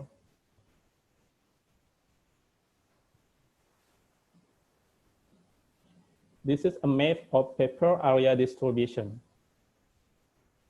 You can see that paper is cultivated and spread over almost all regions in Indonesia, from Aceh to Papua. And the dark green area is the largest area of paper production. You can see that the largest area coming from Bangka Belitung Island province, and then followed by Lampung province and other provinces such as South Sulawesi, Southeast Sulawesi, West Kalimantan, and East Kalimantan or East Borneo, and then South Sumatra, and also East Java.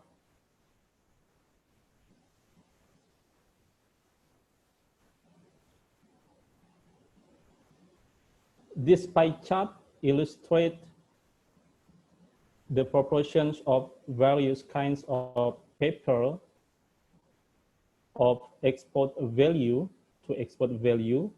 You can see that white paper contribute 92.50%, and it accounts for more than a half of export value, and then followed by black pepper, whole 27.36%, and only 1.96, sorry, 1.98% and 1.27% for black pepper powder and white pepper powder respectively.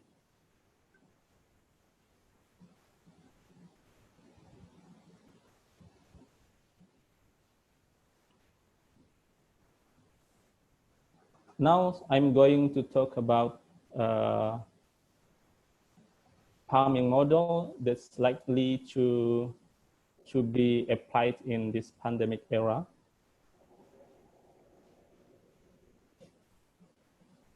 In the pandemic era, where there are restrictions on activities and movement, it requires creativity in agricultural farming.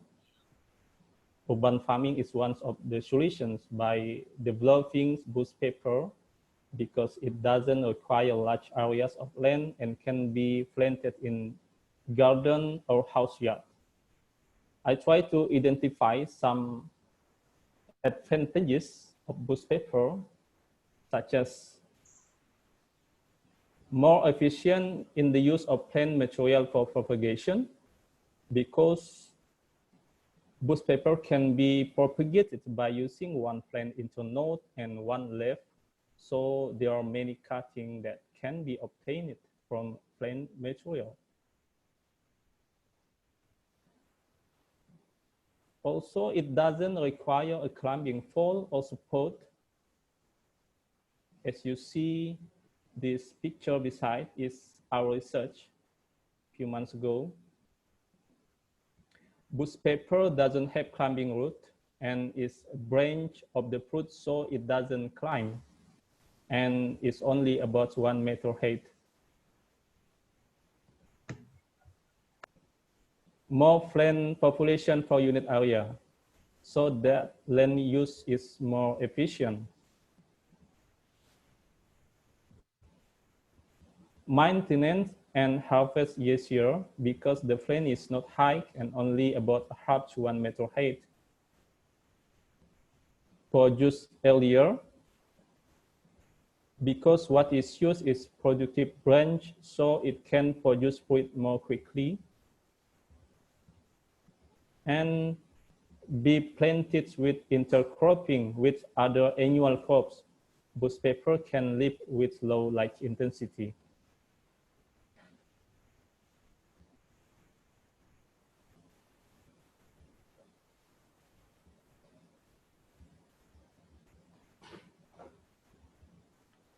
Bush paper cultivation technique. In general, paper are usually cultivated and allowing them to climb on either living on trees or non-living support.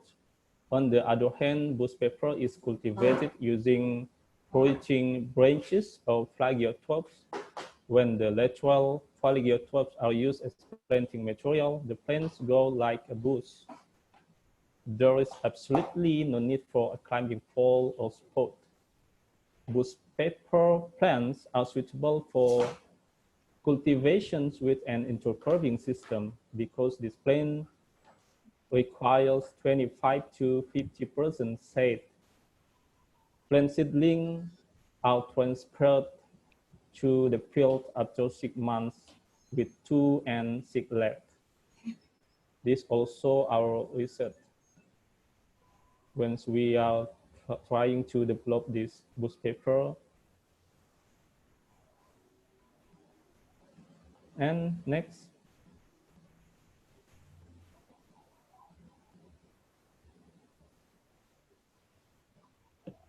The community empowerment for bush paper development. This is an activity that we are doing in one of the remote areas in West Kalimantan. We were providing training in the development of bush paper. In this area, they actually have large coconut plantation, but they are less productive because of the relatively low price of coconut. So we provide training how to grow bush pepper and its application in coconut fields by intercropping system. If the coconut plantation land is managed with an intercropping system, especially the cultivations of shrub-based pepper, it will provide added value to farmers' income. The cultivation of pepper as an intercropping plant in coconut plantation has a high economic value and a relatively stable price. In terms of habitat, this plant is able to grow well in land space in the shade. Therefore, the pepper plant is an alternative type of agricultural crop that can be developed on coconut plantation using an intercropping system to provide added value to farmers. In addition, the development of bush pepper under coconut can increase land use efficiency. So during the pandemic, intercropping system do bush pepper and coconut could be a model for agriculture to increase farmer income.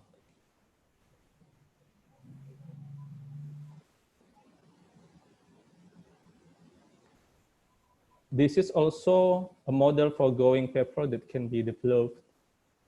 The propagation technique of pepper using the vertical column method is one of the alternative technologies because it's more efficient and faster. This method is considered efficient and economical because it doesn't require large tract of land and conventional stakes that are relatively expensive. Each column in the vertical column method can be used up to 10 planting material. As you see this picture, it used some plant and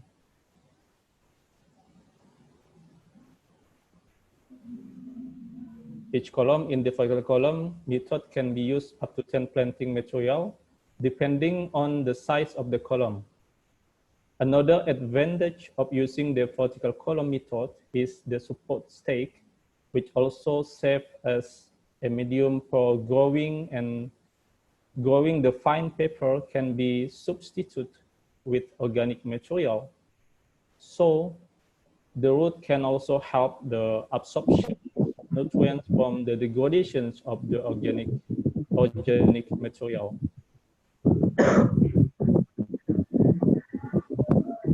The method of pepper cultivations with vertical column is more efficient and effective because it can be planted with more pepper cuttings compared to the conventional method with only one plant per stake, so that the productivity of the plant is higher. The application of Trichoderma hertzianum in the vertical column can increase pepper growth.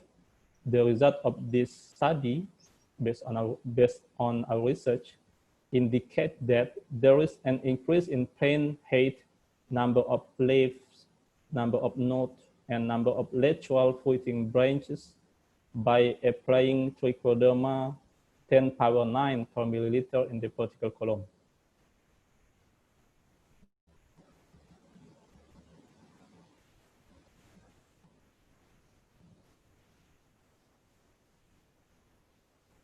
It's also our research using various kinds of media.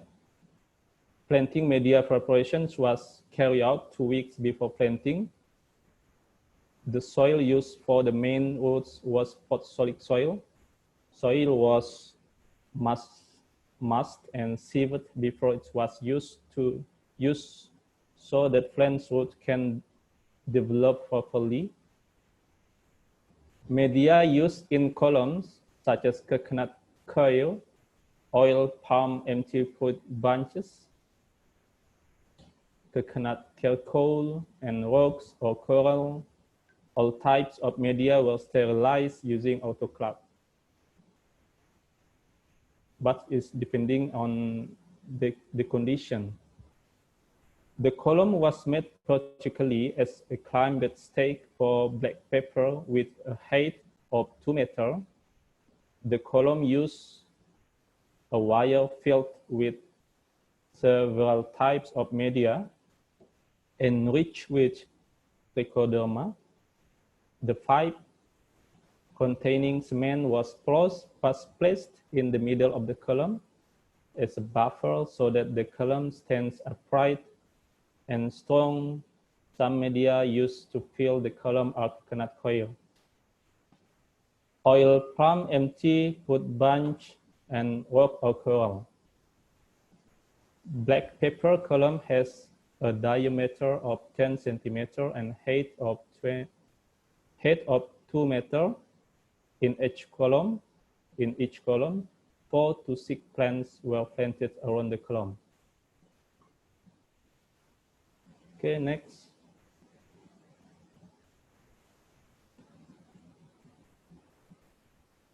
This is the data of our research.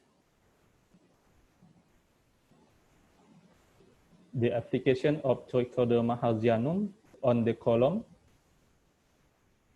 in the column media can increase the height of the black pepper. Statistically, Trichoderma has a significant influence on the growth of pepper head. This figure also shows the M0T2, as you see here. What's the best height growth rate? The best height growth rate, additions of T. Trichoderma halcyanum on column media can increase height growth. It happens because Trichoderma halcyanum can increase nutrient uptake, which results in the additions of root length and stem length, as well as increasing plant chlorophyll. Trichoderma are major plant growth promoting fungi that broadly exist in the natural environment and efficient in transformations of soil nutrients. These strains have the abilities to grow and do reproductions quickly.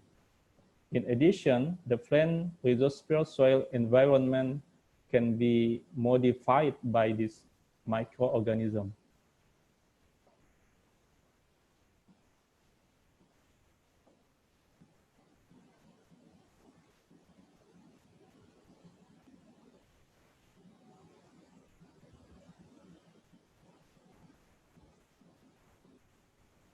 Trichoderma can promote growth of Peponegum, and then it has the ability to colonize the roots and form of a symbiotic relationships with the plant.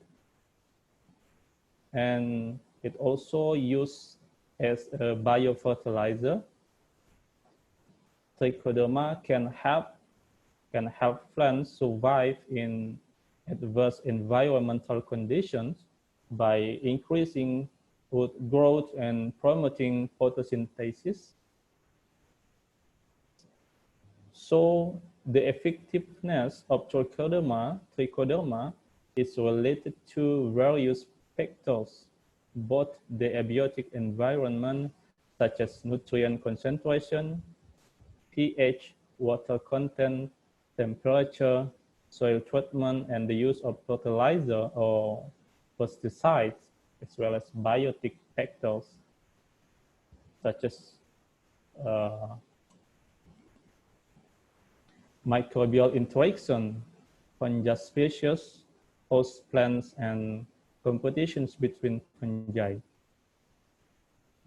finally, it's hoped that the development model of paper farming, such as bush paper and vertical column, is suitable and can be implemented by the community during this pandemic. Moreover, the price of paper is still relatively high, so such a paper model can be an alternative that can be developed to support the household economy, in particular in West Kalimantan, which is directly near to border or dry port with Malaysia, and an international port is also currently being built, making it a great opportunity for farmers to market their products. Thank you. That's all for my presentations, and hand over to the moderator. Assalamualaikum warahmatullahi wabarakatuh. Waalaikumsalam warahmatullahi wabarakatuh. Thank you very much, Mr. Fahrudin. Thank you for sharing your valuable insights on the King of Spices. It's a really interesting name. And then next now, we are coming to the last presenter for today's webinar. He is Mr. Junan Giancarlo Duki. He's an instructor in Crop Science Department of Tarlac Agricultural University. He's the project leader in National Cooperative Testing Project for Field Legumes, mung bean, soybean, and peanuts, and member in increasing income of farmers in rain-fed areas of Western Tarlac through integrated rice legume cropping system. He completed his bachelor degree at the University of Southern Mindanao in 2012, master degree in plant breeding at the same university in 2020. Today, he's going to talk about herbicide-resistant corn, breeding and identification of parent lines. Ladies and gentlemen, it's Mr. Duki, sorry. Hello, good morning to everyone. Morning, Mr. Duki. The screen is yours.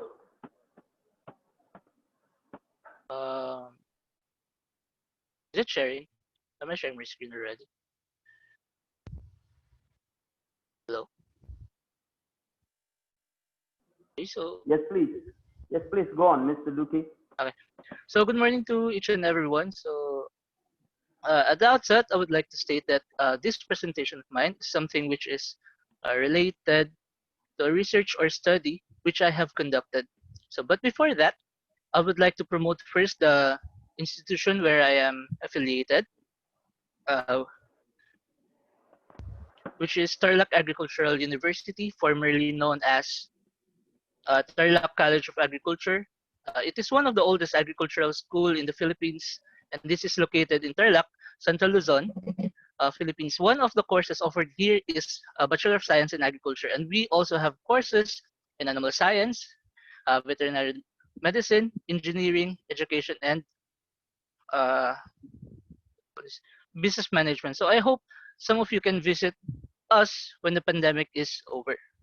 So we would be gladly welcome here in our university.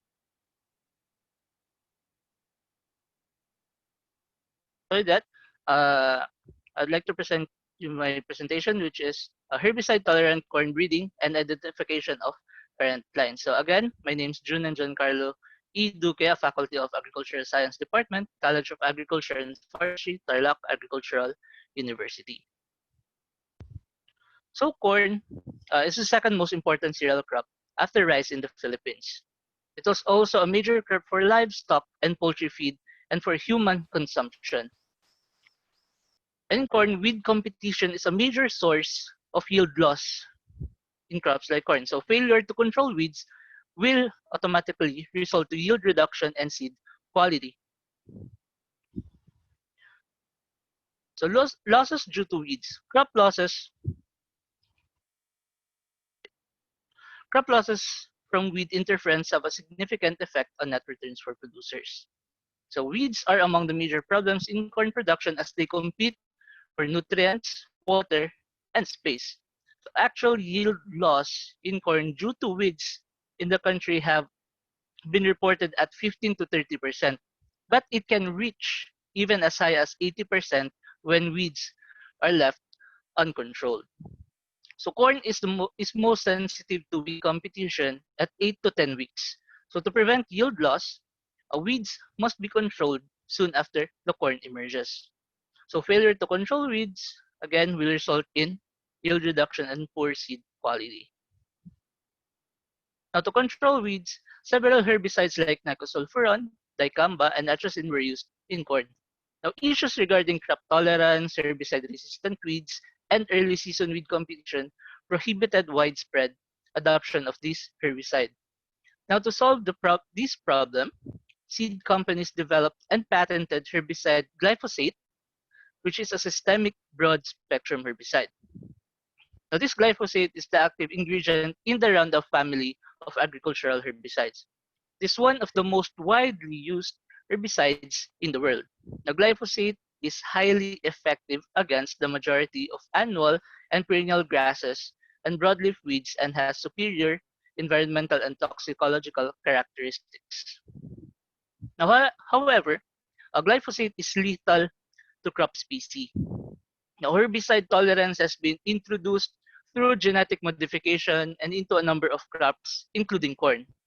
Now, glyphosate-resistant crops were developed by inserting glyphosate-resistant clone C4-EPSPS into plants. Now, this transgene allows the Shikimate pathway to function in the presence of glyphosate, allowing plants to survive glyphosate application. Now, let's talk about combining ability and diallele analysis. Now, combining ability, this was established in 1942 by Sprague and Tatum. This is very useful in plant breeding, particularly with regards to testing procedures in which the performances of lines in hybrid combination are studied or compared. Now, combining ability analysis provides information on the gene action that controls the expression of the traits of interest. It also provides the mean performance of the line in all its crosses. Now, combining ability refers to ability of parents to combine during hybridization such that the desirable genes or traits are transmitted to their offspring. Now, what is the mode of action of this glyphosate? Now, glyphosate is absorbed by plant foliage and transported throughout the plant through the phloem. Now, glyphosate absorption across the cuticle is moderate, and transport across the cell membrane is lower than for most herbicides. The plant uptake of glyphosate from soil is negligible since glyphosate binds to the soil, and then it is degraded in the soil primarily by microbial metabolism. So once absorbed by the plant, the glyphosate binds to and blocks the activity of the enzyme enolpyruvyl shikimate 3-phosphate synthase, or EPSPS. So these are some of the challenges and opportunities that we have. So many of the studies in combining ability are on yield and other agronomic traits, but very limited with regard to combining ability in terms of glyphosate tolerance in broad-based population. Now, especially this day, this era, labor and workforce are limited due to the COVID-19, due to the pandemic outbreak. Now, because of this, with the labor force, the maintenance of the area can be limited, thus having a higher yield loss due to weeds, because there is a chance that the weeds can't be controlled due to limitation of the labor force. And then finding out the combining ability would help us identify elite parents that could be used for the production of improved corn. And also, this gives us the opportunity to develop more varieties for tolerance in herbicide. Now, this study aims to evaluate the percent glyphosate tolerance yield and other agronomic characters of 28 single cross hybrids. Now calculate the next is to calculate the combining ability effects of herbicide tolerance genes in white susceptible varieties. And lastly is to identify parental lines with good general and specific ability in corn. So these are the breeding materials that were used in the study. So these are GT1, GT2, and GT3. GT1 is yellow glyphosate tolerant variety. GT2 is yellow glyphosate tolerant variety. And then GT3 is a white glyphosate tolerant variety. And then for the glyphosate susceptible varieties, we used, the study used USM variety 6, 10, 22, 24, and 38. So these are white open pollinated varieties. So this study has two sets. So first is the generation of single cross. So just going to, after preparation of breeding materials, cultural management, and then the crossing of parental lines. We're just going to create the F1 during this set. So in this image, you can see the bag parental lines of corn.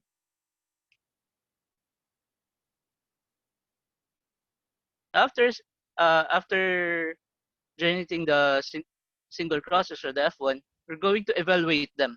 Now we have two sets here. We have two experimental design. First is the experimental design to evaluate the glyphosate tolerance of corn, and the next one is for the yield. Now the spraying of glyphosate is only done in the evaluation for glyphosate tolerance. It is not sprayed on the set for yield evaluation. Now this is the first spraying. So the non-selective spraying of glyphosate at 20 days after planting.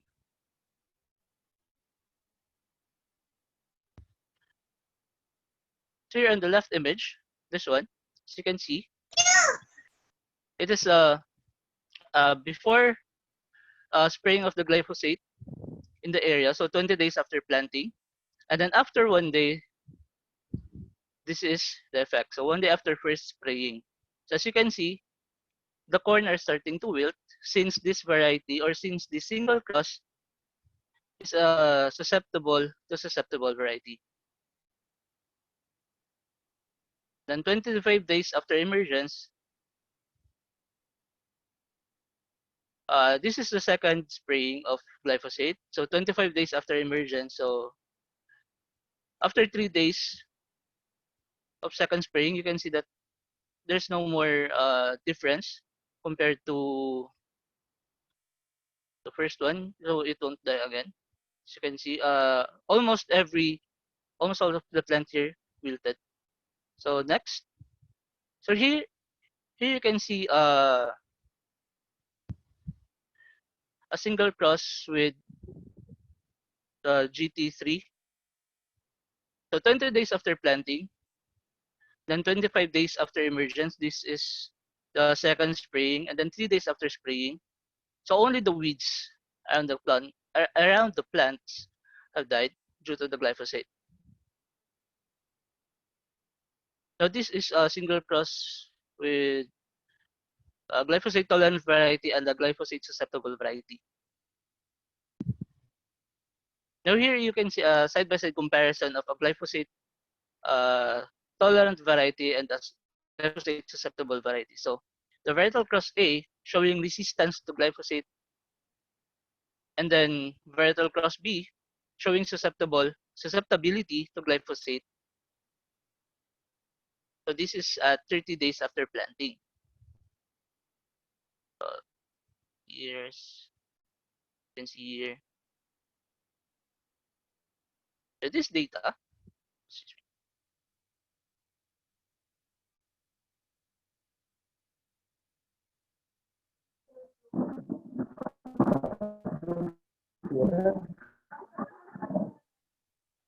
so percent tolerant plants from 28 crosses and 2 checks of corn evaluated for glyphosate tolerance.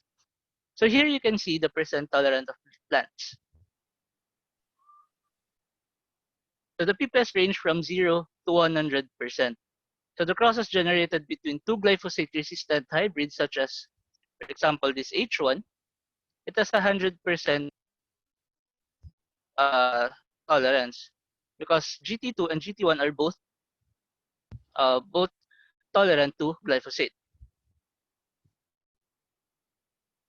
So you can compare also with the susceptible varieties, which was crossed with the tolerant varieties. They also have at least 100% or a higher percentage of survivability due to tolerance to glyphosate.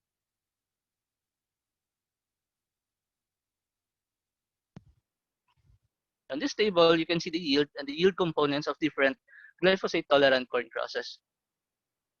Now, the grain yield of different varietal crosses differed significantly among the 28 crosses. So H16, this one,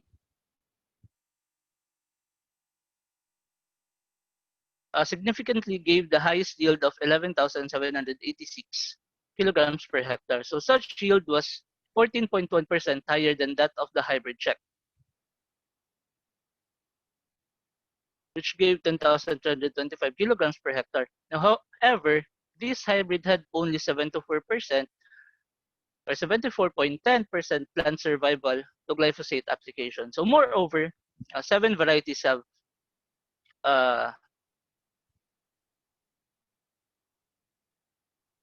seven varietal crosses, namely H13, H15, H10, H6, 9, 17, and 14, produced yield which are statistically comparable with the hybrid check. So however, as you can see here, in terms of yield advantage, all except the two latter crosses, 17 and 14, provided corresponding yield advantage of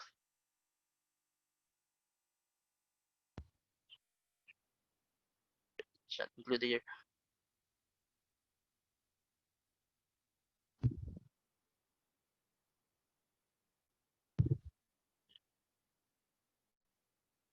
Excuse me.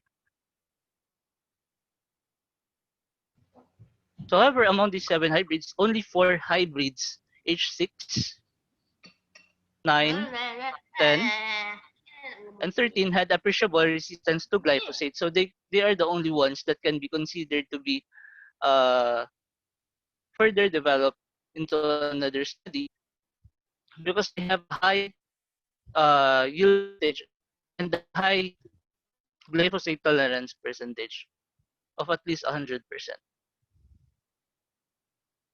So for a summary, so crosses generated from the combination of any of the 3 glyphosate tolerant hybrids, namely GT1, GT2, and GT3, had 100 survival in corn applied with glyphosate herbicide.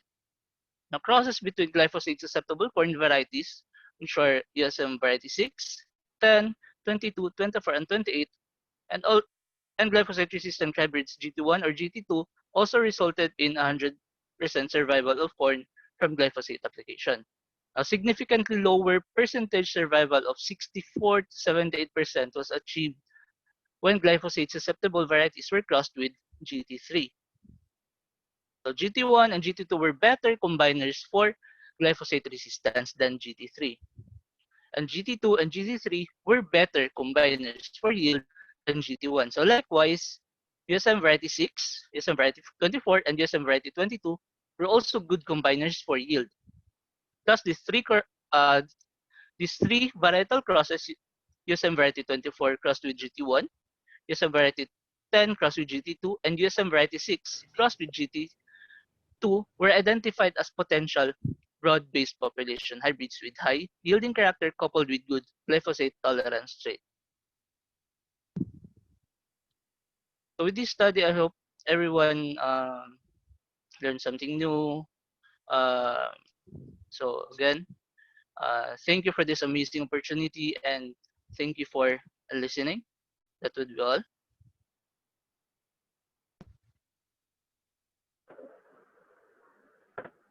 Okay. Thank you very much, Mr. Duki. Thank you for sharing your interesting research. Okay, ladies and gentlemen, I hope you all enjoyed the amazing presentation delivered by our speakers.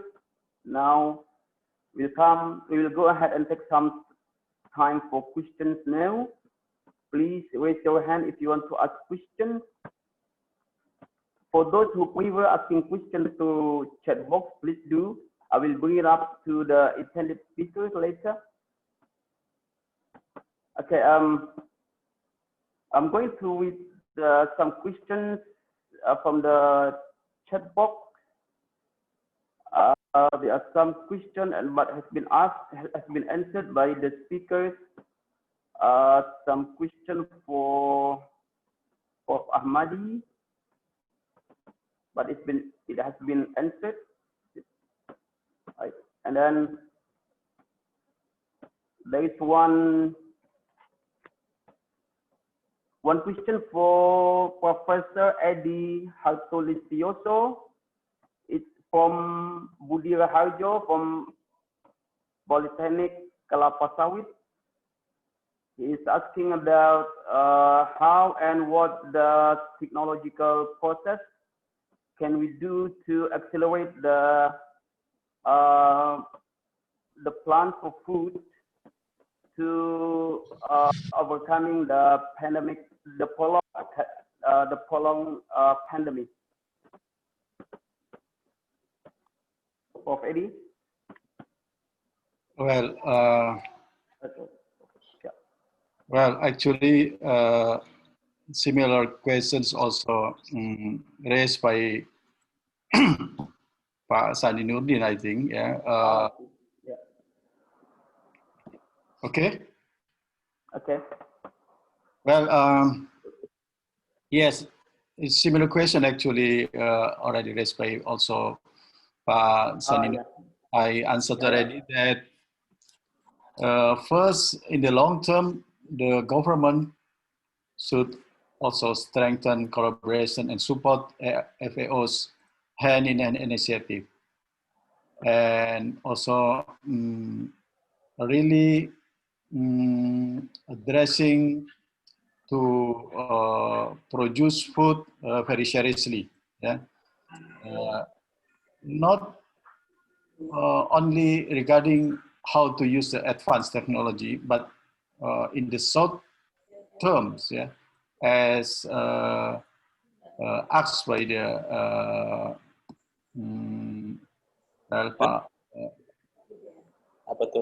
short term, we have to encourage the participation of all people, yeah, all community, to use or to utilize every centimeter of our land to produce food, because it is possible, and it's even it is already become a hobby. Yeah, for example, tabu lampot combined with fish or lele cultivation. That really makes sense if many people do it, and also we can produce that can be used also in the home, yeah, or the everyday consume, yeah, and with the advanced technology, for example, we can also use mini plant factory, very small plant factory. Yeah, it can be built as a green furniture. Yeah, in the office. Yeah, if all offices not only future as usual as we know that in this today, but all furnitures can be green in the meaning that we can use a mini plant factory, yeah. So we can produce vegetable from that mini plant factory. This is also very interesting, yeah. If become a culture for us, and then I think there is also impacts, yeah, the positive impact for our food production. I think that's all. Yeah. Okay, thank you very much, Dr. Sulistioso. I hope for Mr. Sianto Budi and Mr. Rahmat, I hope your questions has been answered. And then,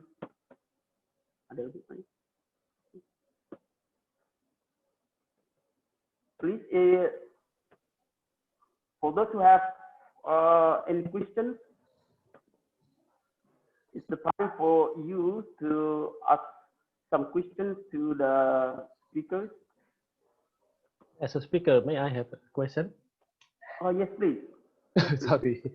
Baik, I have a question to Mr. Jaini Fahrudin. He's interested talking about the paper, and you saw that what you call Trichoderma hertzianum can improve the growth of the paper. And we know that the major disease on the paper is Phytophthora, isn't it? The Phytophthora palmipora. So how about the application of the Trichoderma hertzianum, especially in the relationship with the incident of the disease caused by the Phytophthora? Thank you very much. And second question goes to Mr. Jonan. Sorry, Mr. Yeah, Jonan John Carlo de Gue.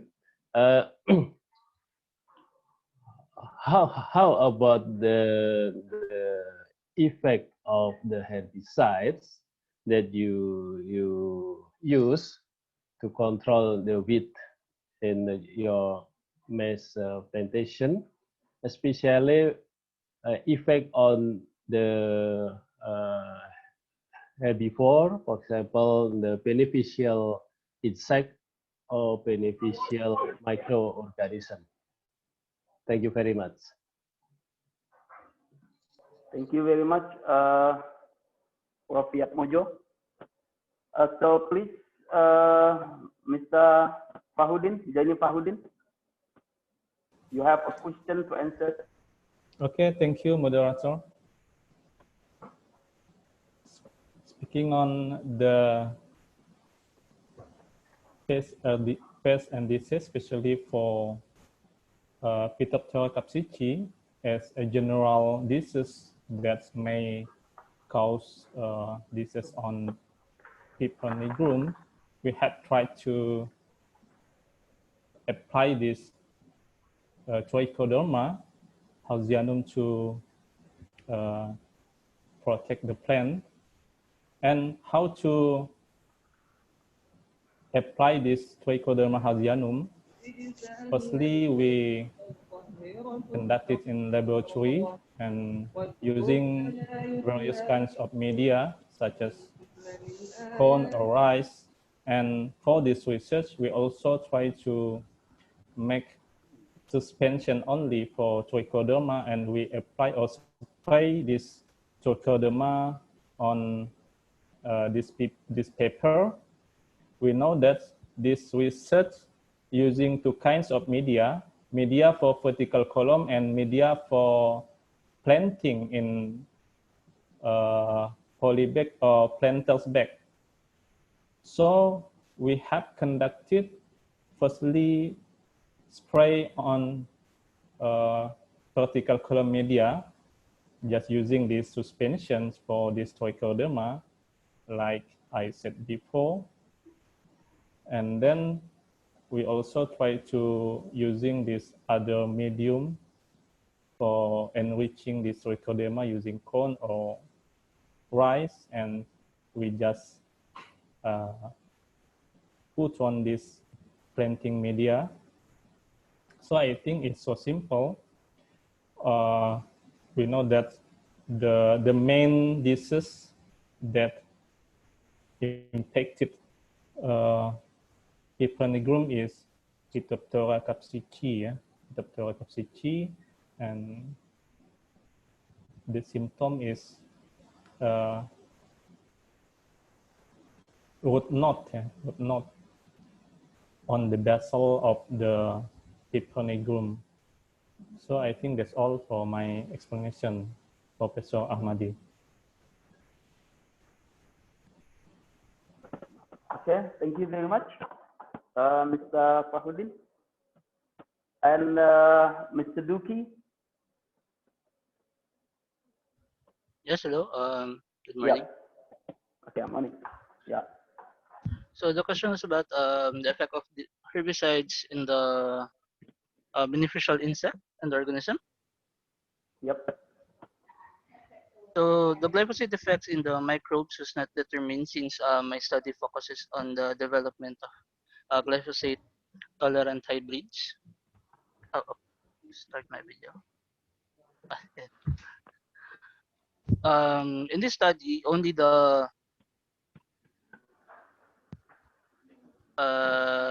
glyphosate tolerant hybrid was focused, not much on the what do you call this, the beneficial insects, beneficial organisms in the environment. I have read some articles though about this. Some have affected the beneficial insects, and some have did not reduce the population in the area. So I think this can be conducted further studies on this aspect, so we can identify if it really does affect the beneficial organisms in an area or in an environment. So okay, that's all, Mr. Duki. Yes. Yep. Okay, thank you very much, Mr. Duki, and I hope this answers the question from Professor Wiatmodjo.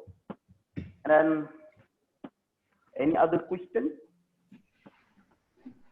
Excuse me, Mr. Moderator. Can Yes, I? Please. Yes, please. Okay, thank you, Mr. Moderator, for the chance. Hello, everyone. Before asking some question, let me introduce myself. My name is Muhammad Rizal. I am one of the Indonesian Phytopathological Society member. Also, I am the lecturer in Polytechnic State of Pontianak. I have a specific question for Professor Wiatmodjo. Excuse me, Prof. Okay, in your presentation, you was mentioned about biocontrol agents, right? I was very interesting about that. Okay, let's face it. My question is how to explore biological agents for unculturable pathogen. As we know, to explore biological agent, it's usually carry out several tests in vitro, and also requires target pathogen isolates. So my question is actually focused on Huanglongbing disease in sweet orange plants, where this disease has not been controlled, let's say from the new order period until to the new normal period. As we know, to control Helicobacter asiaticum spreading, insecticides have usually used to control Diaporinacea first as a vector of this disease. But this technique is not effective enough, in my opinion. And if we are talking about disease prevention, it seems now too late, because this disease has become endemic in sweet orange plants, especially in West Kalimantan. And besides that, farmers' income will be lost if they replace their commodities, especially during this pandemic. I think that's all. Thank you, Mr. Moderator. Thank you very much, Mr. Rizal. So, Professor Wiatmodjo, please. Okay, thank you very much for your question, Pak Muhammad Rizal. It's a very interesting. And yes, I agree with you. The controlling of Huanglongbing, the disease that the before known as CVPD, yeah? citrus vine bloom degeneration and caused by the unculturable bacteria, not the virus. And talking about the biological control agent, of course, that for the application of this biological control agent, we have to culture this biological control agent. And it is difficult if we want to have unculturable of the biological control agent. So, of course, that we must choose the biological control agent that we can culture on the artificial medium, especially on the natural medium. For example, I have a experiment on this biological control agent. Let me see.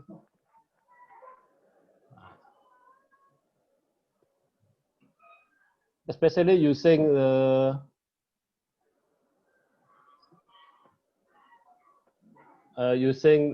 the plant growth promoting fungi. Sorry, I have to find the file first.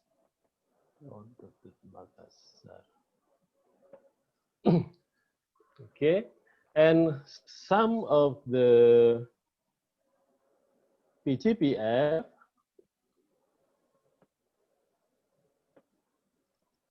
can act as a biological control agent with the various mechanism of the control. For example, here, okay, this one. Okay, when we use PGPF, means that this fungi can make a fast grow on the plant, but also on the other hand, they can protect the plant from the disease, from the infection of pathogen. And if we give the PGPF in the same place with the pathogens, mean that the mechanism may be competition of the space or the food, or hyperparasitism or antibiosis. And some PGPF also act as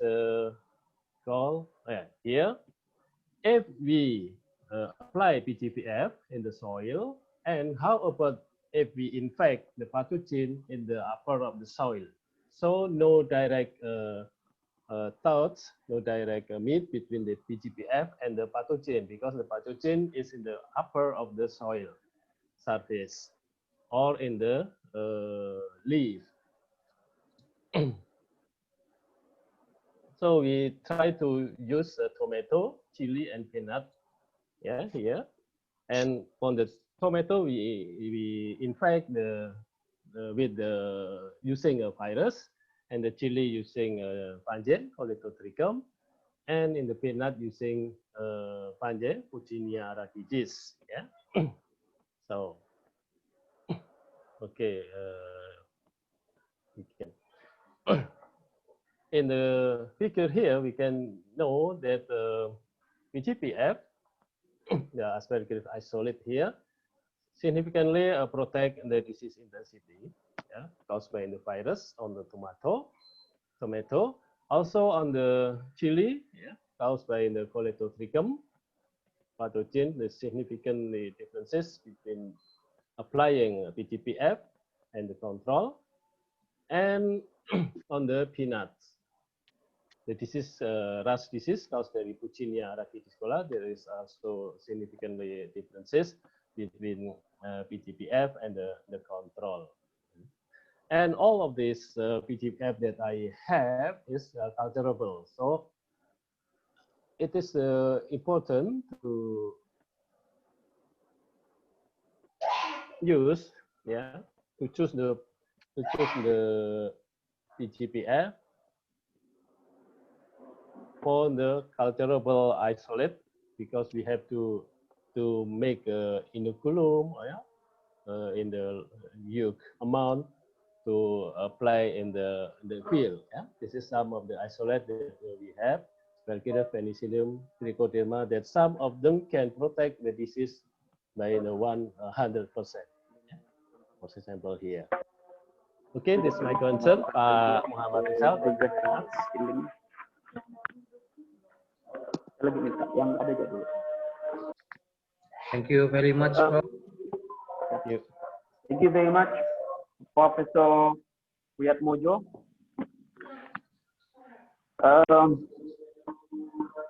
So we still have time for other questions, and please kindly fill in the attending list for the all participants.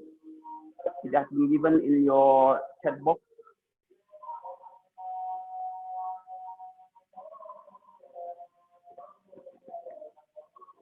Okay. Is there any other question? Sorry, I got questions to Mr. Jaini Fahudin from Nancy Evangelista Duki in the chat box. She said that she's interested in your presentation on about black pepper. Are you referring to the use of collateral in the production of bush black pepper? Are there any significant differences on the profitability of utilizing lateral with that of the runner planting material? Mr. Fahudin. Okay, thank you. Miss Nancy, yeah? Maybe should we play directly, Mr. Moderator? Sorry? I respond to this question.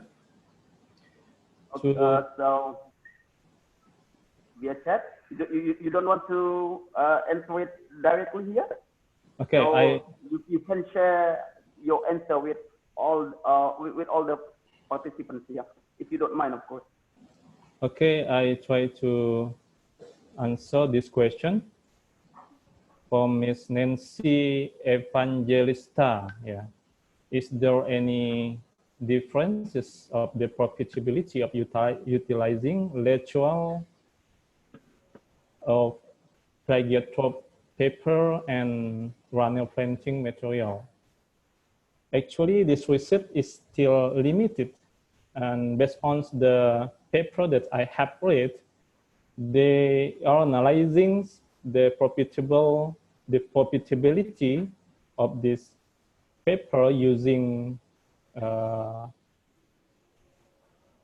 plagiotrope or autotrope branch from this material. This research shows that some of the research shows that using lateral or fruiting branches is profit than runner planting material. Although most of the farmers in Indonesia still using runner planting materials. From this research, they are using plagiotrope branching, plagiotrope branch of this paper. They combine with other annual crops like coconut and other plant. So the system is intercropping. And up to now, I haven't found yet the specifically this research to investigate the economical value, what kinds of profitability between this method. And in my mind, I think it's depend on the conditions. If we are trying seriously the cultivation paper with intercropping systems, with annual plans is so profit for us because we can get more money or more productive. And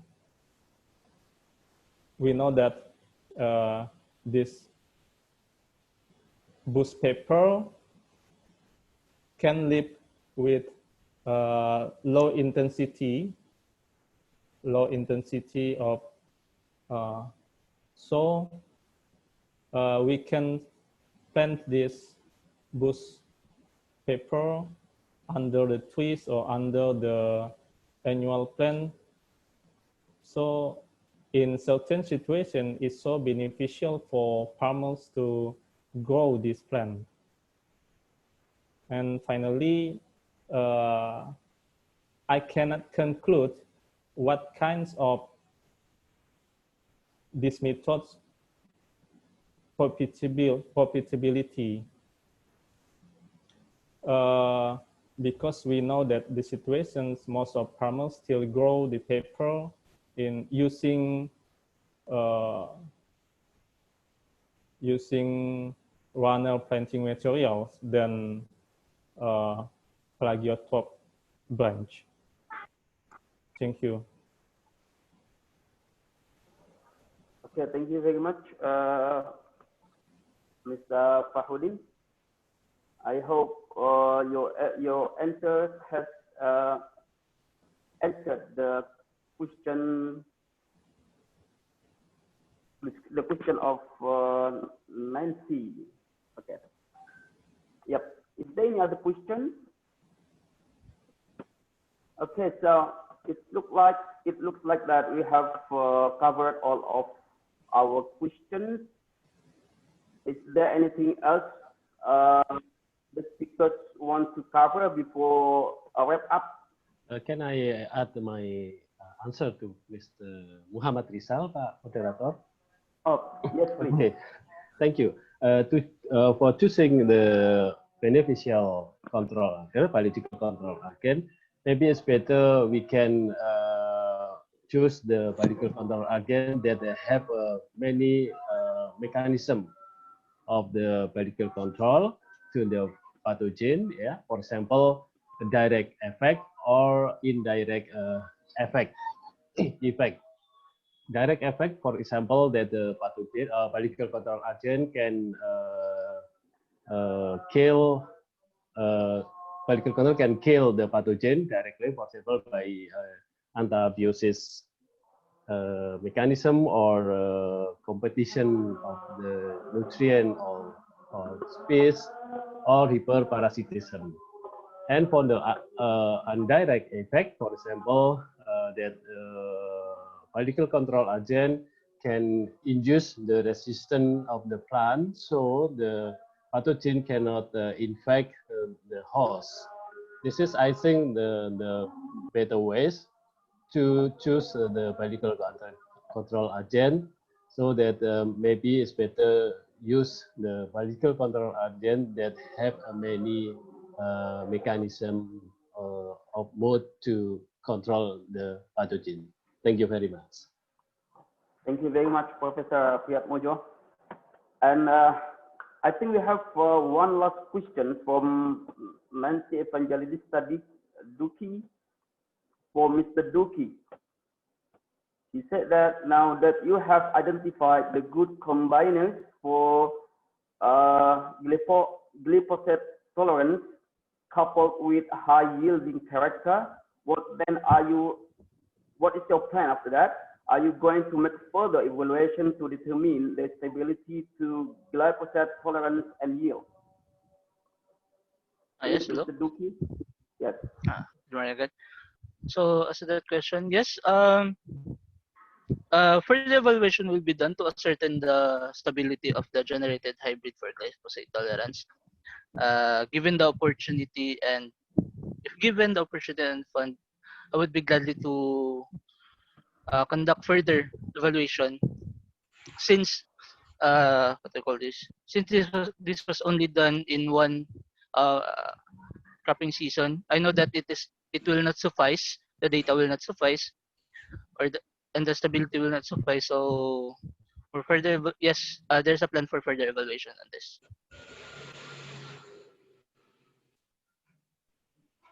Okay. That's it, Mr. Duki? Yes, yes, yes. Yeah. Okay. Thank you very much, Mr. Duki. Okay, everyone. I think we have come to the end of our webinar. I'd like to thank to everyone who made this webinar possible, and I would also like to express our gratitude to Pontianak State Polytechnic and Agricultural Technology Department for providing full support to bring this webinar into existence. And also our renewed appreciation goes to Don Mariano Marcos Memorial State University and Tarlac Agricultural University for being our co-organizers, and also for Gajah Mada University and IPB University for sending their standing professors to be the speakers in this webinar. And to our presenters, we would like to offer our heartfelt thanks for your willingness to share your idea and experiences with all of us here. And with appreciation also goes to all participants for making this webinar diverse academic community. And finally, a big thank must go to all the committee members and all the students helping us, without whom this webinar will never be a good success. Okay, ladies and gentlemen, stay safe and stay healthy. Don't forget to use face mask and wash your hands and stay away from the crowd. Okay, and then for our documentation, please, could you please to turn on your video, because we are going to take the pictures for all of us here for our documentation.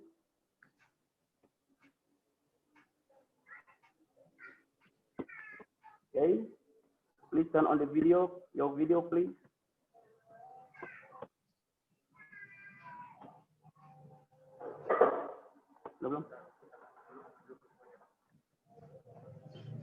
Okay, once again, all the participants, please kindly turn on the video.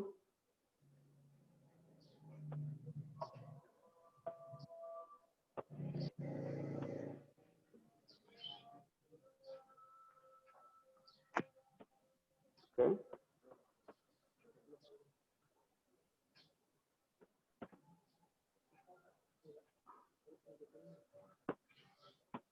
Okay. So, are we ready? Okay.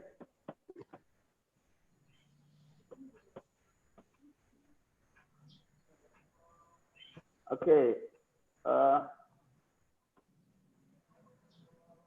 Please smile and say cheese, maybe. Okay, 1, 2, 3, 4. That's up. Another one. 1, 2, 3, 4. Cheese. And the last one. The last one. The last one. 1, 2, 3, 4. Okay. Thank you very much. Okay, and then again, thank you very much for joining us today. And then we are looking forward to seeing you in our next webinar. Again, please don't forget to stay safe and stay healthy, and then stay away from the crowd. I'm closing this webinar. Again, thank you very much. Good afternoon. Good afternoon, everyone. Thank you very much. Good afternoon. Thank you. Thank you very much. Thank you so much. Thank you for having me. Thank you very much. Terima kasih Thank you very semuanya. much, sir. Bye. Terima kasih Pak Endi, terima kasih Pak Hafri. Atur nuwun, monggo binara. Assalamualaikum Bapak, lanjut.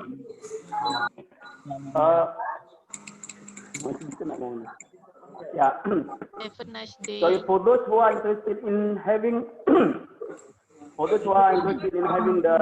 subcopy of the presentation from the speakers, we are going to send the link in your email later. Yeah. Thank you very much. Thank you very much for coming. You're welcome. Thank you, Pak Muhammad Ali. Terima kasih semuanya, Thank you. Bapak Ibu. Terima kasih Pak Ahmadi, Pak Sama-sama, Bu Leti. Pak Ya. Edi, Thank you for Pak Jenny, dan Pak Thank Junan. you. Semoga Muhammad kita Ali. bisa ketemu lagi di webinar selanjutnya, nggih Pak, Ibu. Thank you. Sehat selalu nggih Pak. Ye, terima kasih. Sami-sami. Terima kasih Pak Pengajar. Terima kasih buat semua peserta, terima kasih buat semua panitia yang sudah menyelesaikan kegiatan ini sampai selesai. Terima kasih Pak Ali, Sama-sama. MC-nya hari ini. Buat Mohon pamit, semuanya. Bu. Oke, matur nuwun Terima nggih, kasih, Pak. Sehat selalu nggih. Assalamualaikum. Ye. Waalaikumsalam warahmatullahi wabarakatuh.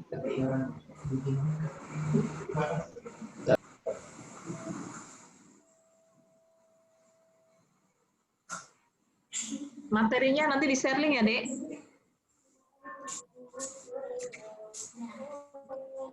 Oke, Ibu, di-share ke email. Oke, siap.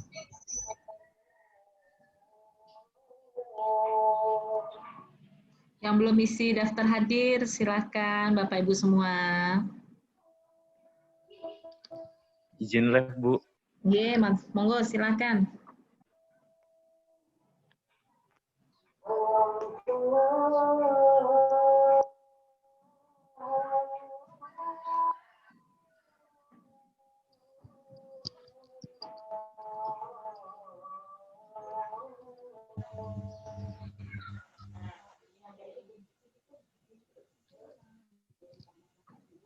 Kasihan ibunya tuh, dia nggak dijawab.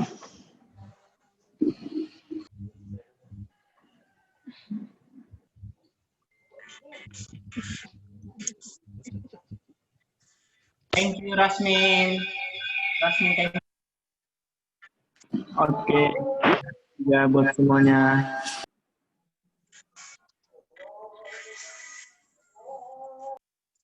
Thank you, Pak Sakir. Izin live, Pak. Terima kasih Mr. Junan.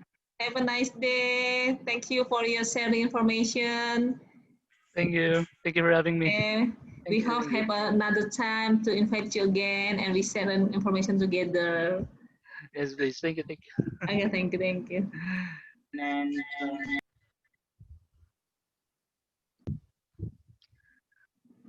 Ini deh, Bu ini masih ada. Tutup lagi itu lah, udah ditutup tadi. Boleh bina atau gimana lagi? Oh, udah tadi. Ini punya si itu. Udah enggak ada kan Ibu ya? izin live Bapak Ibu. Monggo silahkan semua. Thank you very much, Mr. Duki, for the presentation software. Soft copy. I got it already. Yeah. Thank you. Hah? Apa? Ya. Lagi ini lagi muter-muter. Ini.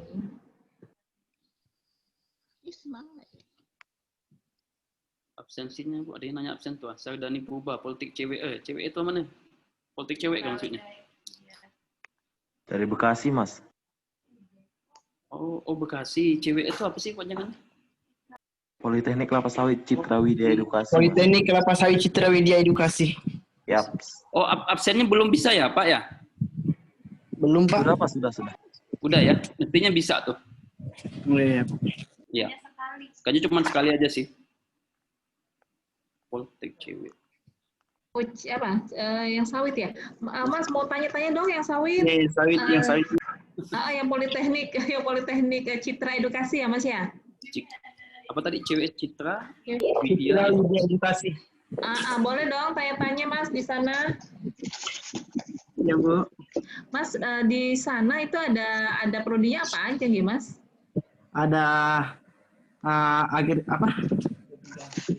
budidaya perkebunan kelapa sawit sama D3 teknologi pengolahan hasil perkebunan. Oh, TPHP perkebunan ya namanya masih? TPHP. Iya, Bu. Sama satu lagi Bu, teknologi produksi tanaman perkebunan. Oh, produksi. Jadi yang D4 Oh iya, produksinya. Berarti yang tadi yang budidayanya yang D3 ya? Iya benar Bu. Oh gitu. Terus kalau yang di TPHP-nya itu belajarnya general atau spesifik ke sawitnya? Sawit Bu. Oh, sawitnya udah. Jadi udah langsung sawit ya? Iya Bu. Iya mengenai PKS lah Bu. Oke, sampai keturunan ya berarti ke produk turunan. Iya Bu. Soalnya kalau di kami kan yang D3-nya kan sama ya TPHP, tapi dia campur karena kita ngambil komoditi unggulannya tuh sawit, kelapa, karet itu 3 sama yang komoditi yang ada lain utama di Kalbar lah. Jadi sawit itu memang jadi jadi mata kuliah sendiri, tetapi yang nggak sampai detail keturunan ininya. Jadi turunannya pun paling nggak banyak pilihannya. Jadi kalau di sana memang spesifik sawit ya Mas ya, jadi nggak ada ini ya, nggak ada yang non sawitnya gitu ya? Nggak ada Bu, khusus untuk sawit Bu. Mantap. Tapi masih ada tetap ilmu-ilmu dasar gitu ya, kayak misalnya AHP-nya gitu, KHP-nya masih ada? Masih Bu, masih Bu. Oh, oke. Kalau masih dari prodi mana? Saya dari D3 Budidaya Perkebunan Kelapa Sawit Bu. Oh, kenal kekah dengan neninya kami di sini. Kami juga ada yang dulu dari sana tuh Bu Dani. Iya Bu, kenal Bu, itu Oh dosen Bu saya. Dani ya, kenal. Gitu. Ya, dosen kami. Halo Rasmin. Iya Bu, halo Bu. Halo Bu Dani. Aduh kangen nih Bu. Rindu nih Bu. Iyalah, ibunya cantik itu mana nak dirinduin ya? Udah ada yang punya Bu. Belum. Selama janur kuning belum melengkung berarti belum ada yang punya. Bu Dani, apa kabar nih Bu Dani? Alhamdulillah. Masih ada yang minta share itu tuh deh panitia masih ada yang minta share linknya, mungkin kelewat terlalu jauh, coba di share lagi biar nggak ini yang masih belum live mungkin belum isi absen. Baik Bu. Itu. Oke. Bang Ali, thank you ya. Ragil, thank you ya Ragil. Kegiatannya udah selesai. Aduh, Ibu komite kita ini. Sama-sama Bu. Terima Bantu kasih dikit, buat Bu. semuanya, buat panitia hari ini kegiatan. Yang belum makan, silakan makan. Oke, Pak Ali, di range kegiatan selanjutnya. Nanti kita ubuk-ubuk yang mana buku masih ada nggak buku Suwartini? Bu Feni nanti kita ubuk-ubuk lagi. Ya. Sip. Kita bicara ke lapangan nanti kita ini. Tapi ya mungkin ini ya, mungkin linknya partisipannya tidak inilah ya, tidak sampai 500. Pakai yang 100 aja ya, yang udah di ini ya, yang udah di rangkaian ya. Assalamualaikum Pak Ali. Waalaikumsalam. Pak Ali. Waalaikumsalam Bu Fajar. Oke. Gimana nih layarnya hitam? Biar Pak Ali penasaran. Waduh. Selamat ya Pak dan kawan-kawan. Berhasil webinarnya. Oke. Mbak Assalamualaikum Nur. Bu. Assalamualaikum Bu Dani dengan Bu Ragil. Pak Nur apa kabar? Assalamualaikum Bu Ledi. Ya. Waalaikumsalam. Pak Setiawan gimana kabarnya Pak Setiawan? Terima kasih. Baik. Terima kasih sudah hadir ya. Ye. Baik, terima kasih. Iya, semoga Bu bisa Dani mau tanya nama ini Instagramnya, semoga Bu. bisa sharing informasi kita besok sama-sama lagi ya Pak. Ya. Oke, assalamualaikum. Waalaikumsalam, monggo. Jangan. Ada teman saya, Pak Alfred. Alfred masih ada di sini kah? Wah, ini jauh ini. Orang jauh nih ada di sini. Itu ya? Yang Bu itu ya? Bungkus ya? Bungkus Bu Fajar ya? Nah ini ada kesian. Nanti kan ada part yang ini, orang luar. Orang dalam cuma 2. Oh baik sana ada, baik sana ada. Baik sana ada. Ada Isan ada Isan Kamil ya. Gimana sih? Mana si Kamil? Kamil udah selesai belum kamu, Dek? Ya Bu. Sudah selesai belum kuliahnya? Ya, lagi nunggu wisuda sih ya. Alhamdulillah. Iya. Langsung aja lanjut S2. Figure it out later. Hah? Lagi dipikirin, Bu. Jangan dipikirin, udah kuliah aja S2. Oke. Enggak usah pulang dulu ke ini ke Pontianak, cari kerja di Jawa aja. Banyak perusahaan pangan. Nah. Siapa nih ya? Masih ada siapa nih? Pak Revi, Mbak Ragil, Gigi. Wah. Kapan disudahnya, San? Iya, Bu. Kapan disudahnya? Desember tanggal 16. Wisudanya apa ini? Apa namanya? Online atau apa? Hah? Drive-thru. Oh, drive-thru. Kayak KFC lah ya.